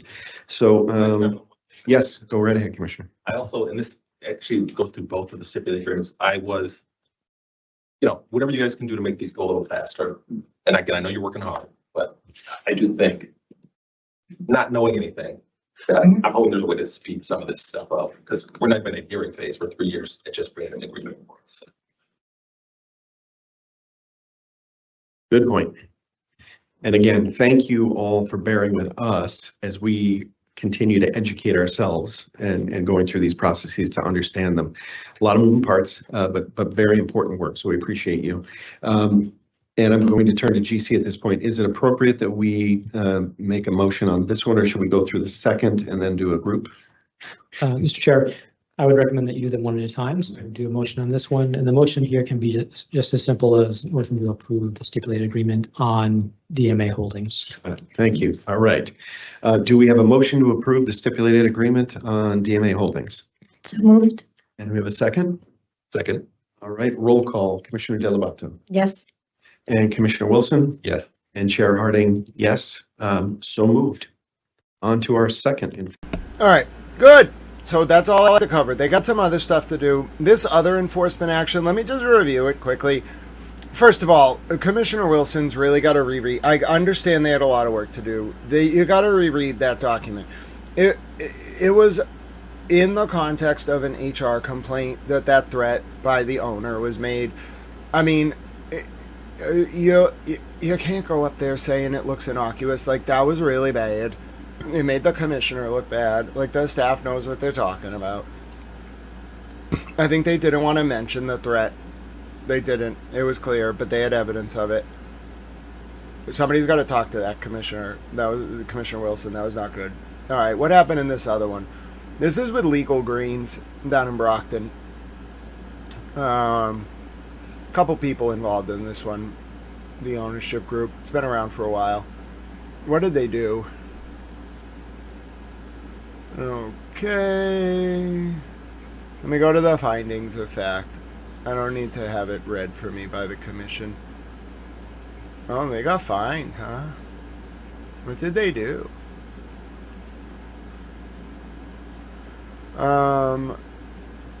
Okay.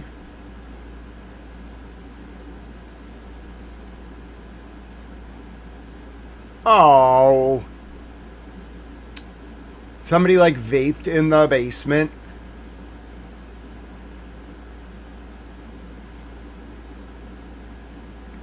They got fined $50,000 because somebody vaped in the basement. Come on. That's ridiculous. Are you kidding me? So you can rent a house with your corporate funds, which the chair was really concerned about, grow cannabis illegally in it, and package it, give it out as a regulated company, and then threaten your employees and fire them when they report you to HR, and the fine is $100,000. Now, I get it. It's different. It's in receivership. You're actually punishing the investors, not the people who did it. I get it. But come on. And then somebody vapes in the basement, and you bang them with a $50,000 fine. You know, it just reminds me of that West Wing episode, We Killed Yamamoto. And it's about the president's personal health aide, his doctor. He dies in a helicopter over Syria. He gets attacked by like a renegade faction that's anti-American. And the Secretary of Defense and the Joint Chiefs are talking to the president. And they're like, listen, Mr. President, this is like a $50 crime. Like, we can't like bomb half of Syria because of a $50 crime. And the president's like, a $50 crime? Like, what are we doing here? And that's how I feel with this. Like, what have we gotten to? Like, the best we can do in the face of, like, serious misconduct. Now, I get it, because there's a receivership, so they've already lost the company. I get it. I understand. But, like, on paper, the way people are going to read this is if you do a bunch of bad things, you know, like egregiously bad, corporate money to rent a house and then growing commercial amounts of cannabis in the building, branding it, giving it out, all this stuff. And then you threaten your employees and fire them when they report it to HR. You get fined $100,000.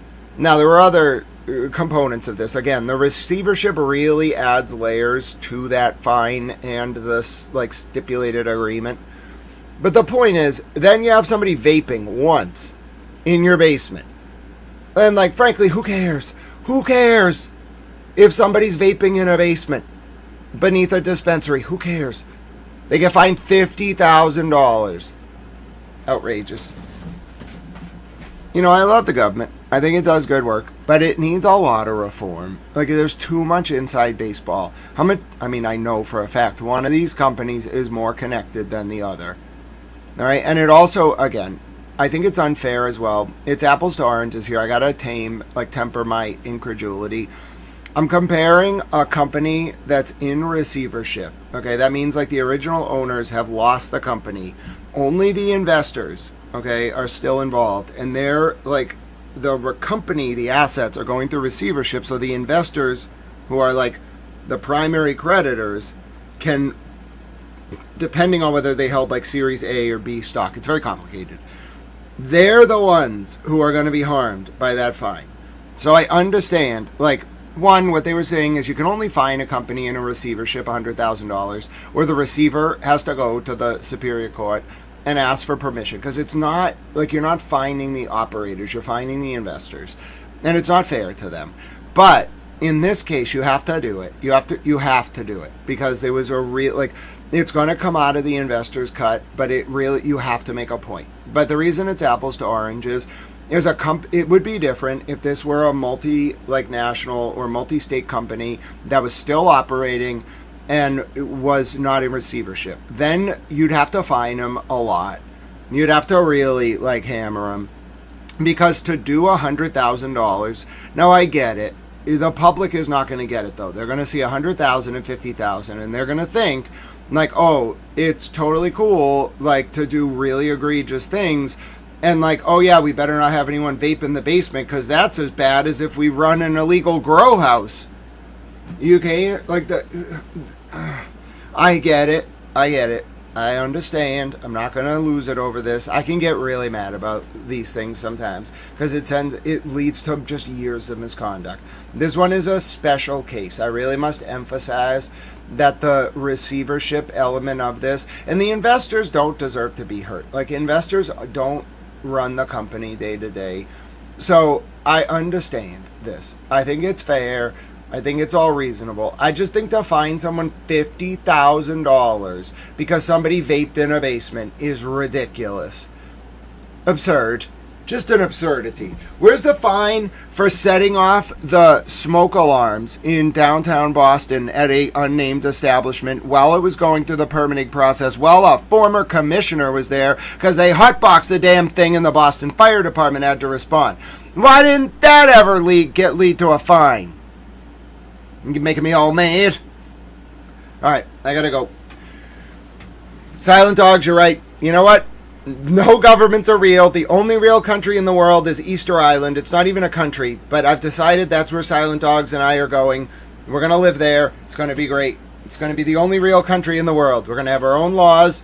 You can have as many plants as you want. You can play blackjack. I don't endorse gambling, though. It just comes with the Futurama reference. But I'm banning the other thing. The other thing Bender was into. Nope. Sorry, Silent Dogs. We can have unlimited freedom, but no human trafficking. I'm banning it on our island. All right, thank you all for watching today. You're gonna not see me again live today, but I gotta go get ready to do work. I gotta eat, and then I gotta watch this hearing, and we can't broadcast it. So I know you all want to know what's gonna happen at 3 p.m. Well, it's gonna be about Colin Albert, who weirdly went into the military like very, very quickly. in the middle of when he was about to be deposed.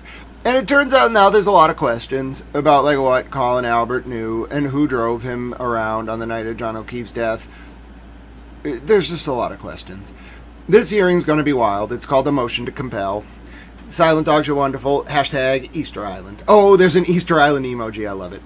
Thank you to everyone who watched the regulatory hearing today. Thank you to everyone who tuned in. They're going to keep going. They got to do this whole regulatory review package thing. I'm not going to watch that. I got to get some rest.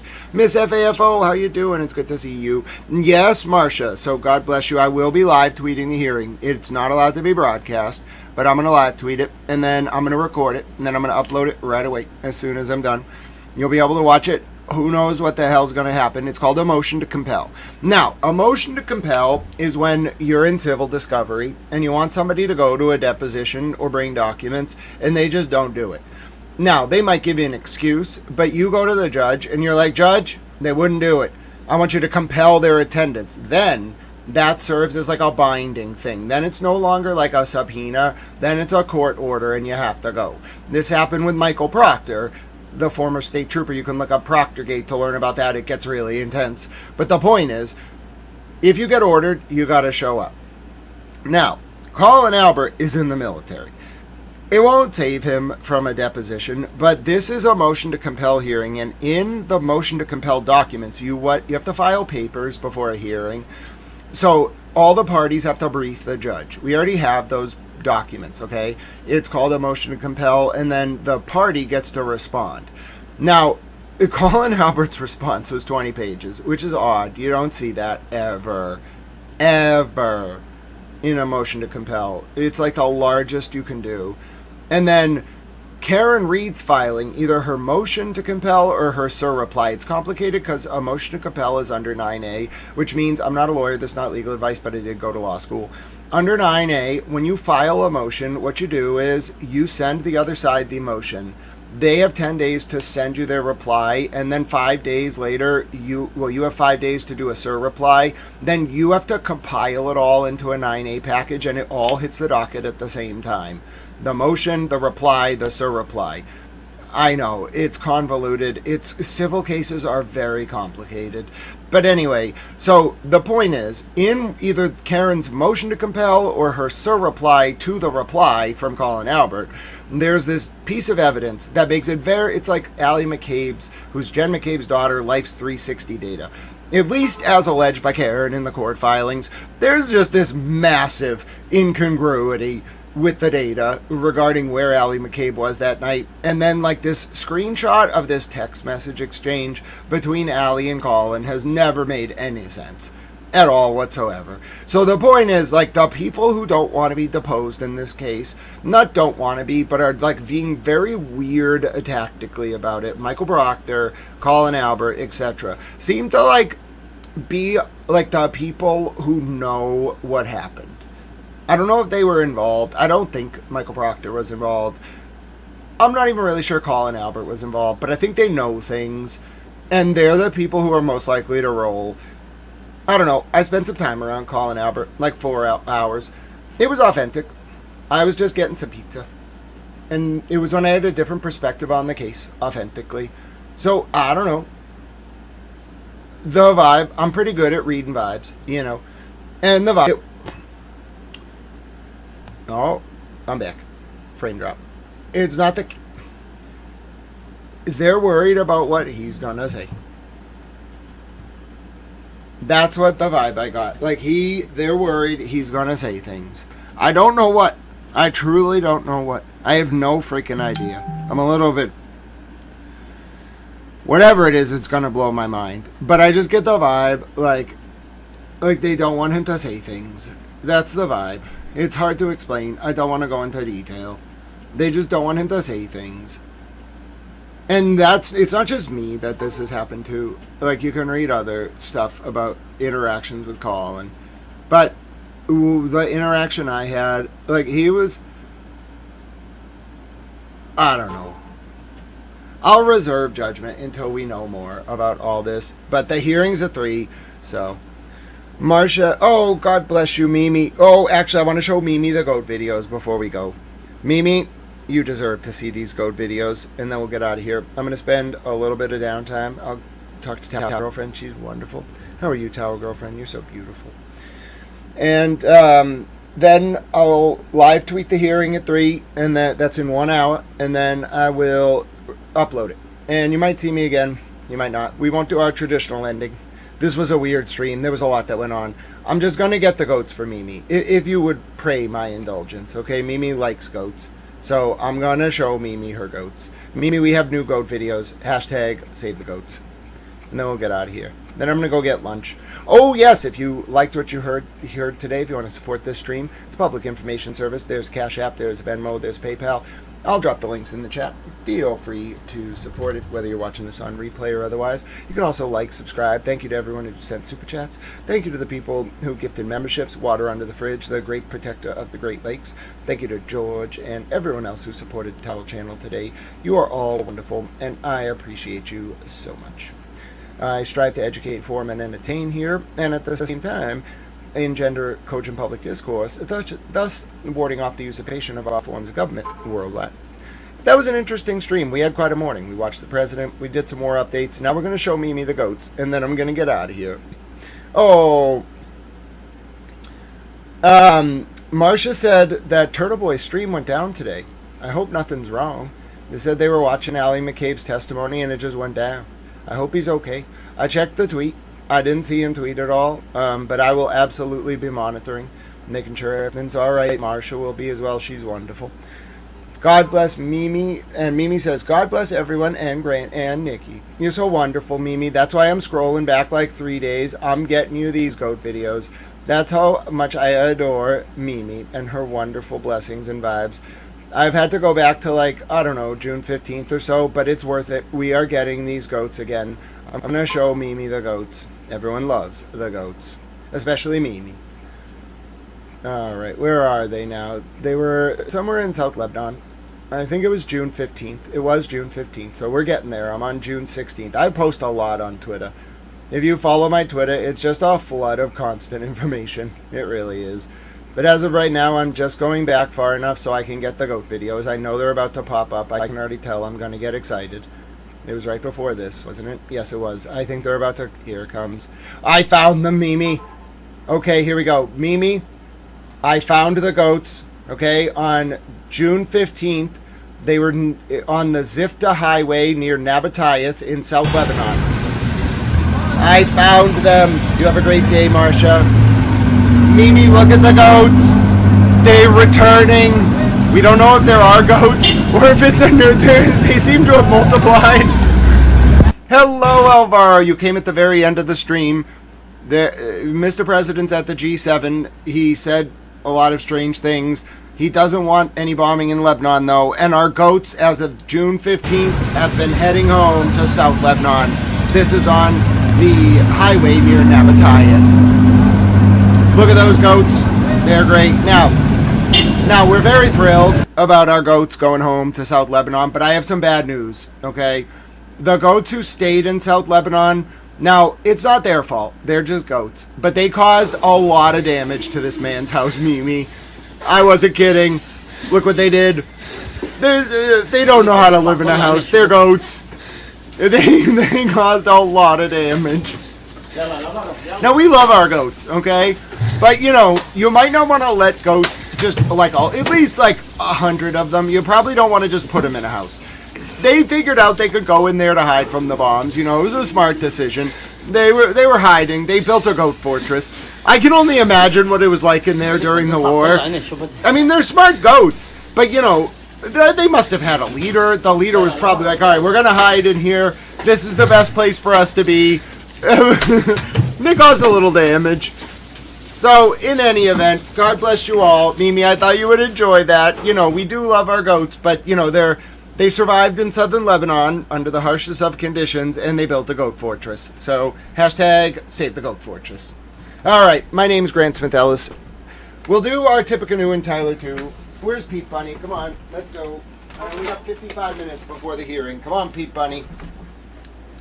All right, so this is Pete Bunny. He's the towel mascot. I heard we're going to have a merch store soon with plushies. Towel Girlfriend's in charge. Anyway, So I like to do the presidents to test my mental acuity at the end of streams. Here we go. President Washington, President Adams, President Jefferson, President Madison, President Monroe, President Adams Jr., President Jackson, President Van Buren, skip 9, 10, 11, 12. 13 is Fillmore, then Tippecanoe and Tyler 2. So that's going to be Polk, Taylor, Pierce, Buchanan, Lincoln, Johnson, Grant, Rutherford B. Hayes, Garfield, Chester A. Arthur, Cleveland, Harrison, Cleveland, McKinley, Teddy Roosevelt, William Howard Taft, Woodrow Wilson, Harding, Coolidge, Hoover, FDR, Truman, Eisenhower, Kennedy, Johnson, Nixon, Ford, Carter, Reagan, Bush 1, Clinton, Bush 2, Obama, Trump, Biden, Trump. How about them apples? Anyway, do consider a donation to our homeless vets or our service members or their families. If you learned something today or benefited from this stream and you want to pay it forward, there should not be a single veteran homeless in the United States of America against their will, or we failed as a society, ladies and gentlemen. They fought for our freedoms. You can help them today. Hey, hi, Towel Girlfriend. How you doing? You're so wonderful. You may also consider a donation to animal shelters run by our veterans or that help our service members and veterans. Great way to help our fur friends and our service members and veterans. You can also donate to an animal shelter in general or the Big Issue if you're in the UK. Doesn't have to be a donation, though. It could be something as simple as smiling at someone on the street, reaching out to a friend or family member you haven't heard from in a while, or yes, even giving away 200 tomato plants like Francis Futrell did one time and having them designated honorary towels during the outro forevermore.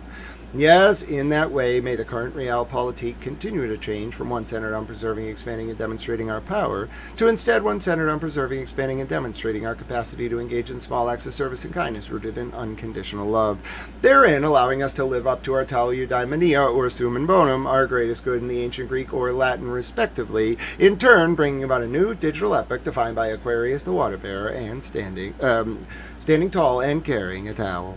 God bless you all. God bless each and every one of you. Thank you for watching with me today. Thank you for being you. I appreciate you in so many ways. And my name is Grant Smith Ellis, signing off today for Towel News. Alvaro and Nikki, Towel Girlfriend, and Silent Dogs, and Marcia, and Mimi, and every single one of you who is here today. Miss FAFO, and Aaron Gobra is here, and First 48, and Water Under the Fridge. Oh, we had our great day. God bless all of you. Interpretal was here. And Tiffany Bob, God bless you, my dear friend. May you all have a wonderful rest of your day. I have 53 minutes until this hearing starts. You'll see more from me soon, whether uploaded or otherwise. Signing off at 2:08 p.m. here on youtube.com/@GrantSmithEllis, Towel News, which would make it 8:08 p.m. in South Africa, 9:08 p.m. in Tel Aviv, Israel, and 9:38 p.m. in Tehran, Iran. Thank you all again for watching with me today. God bless you all. Be well, and until we see each other again, thank you for being with me.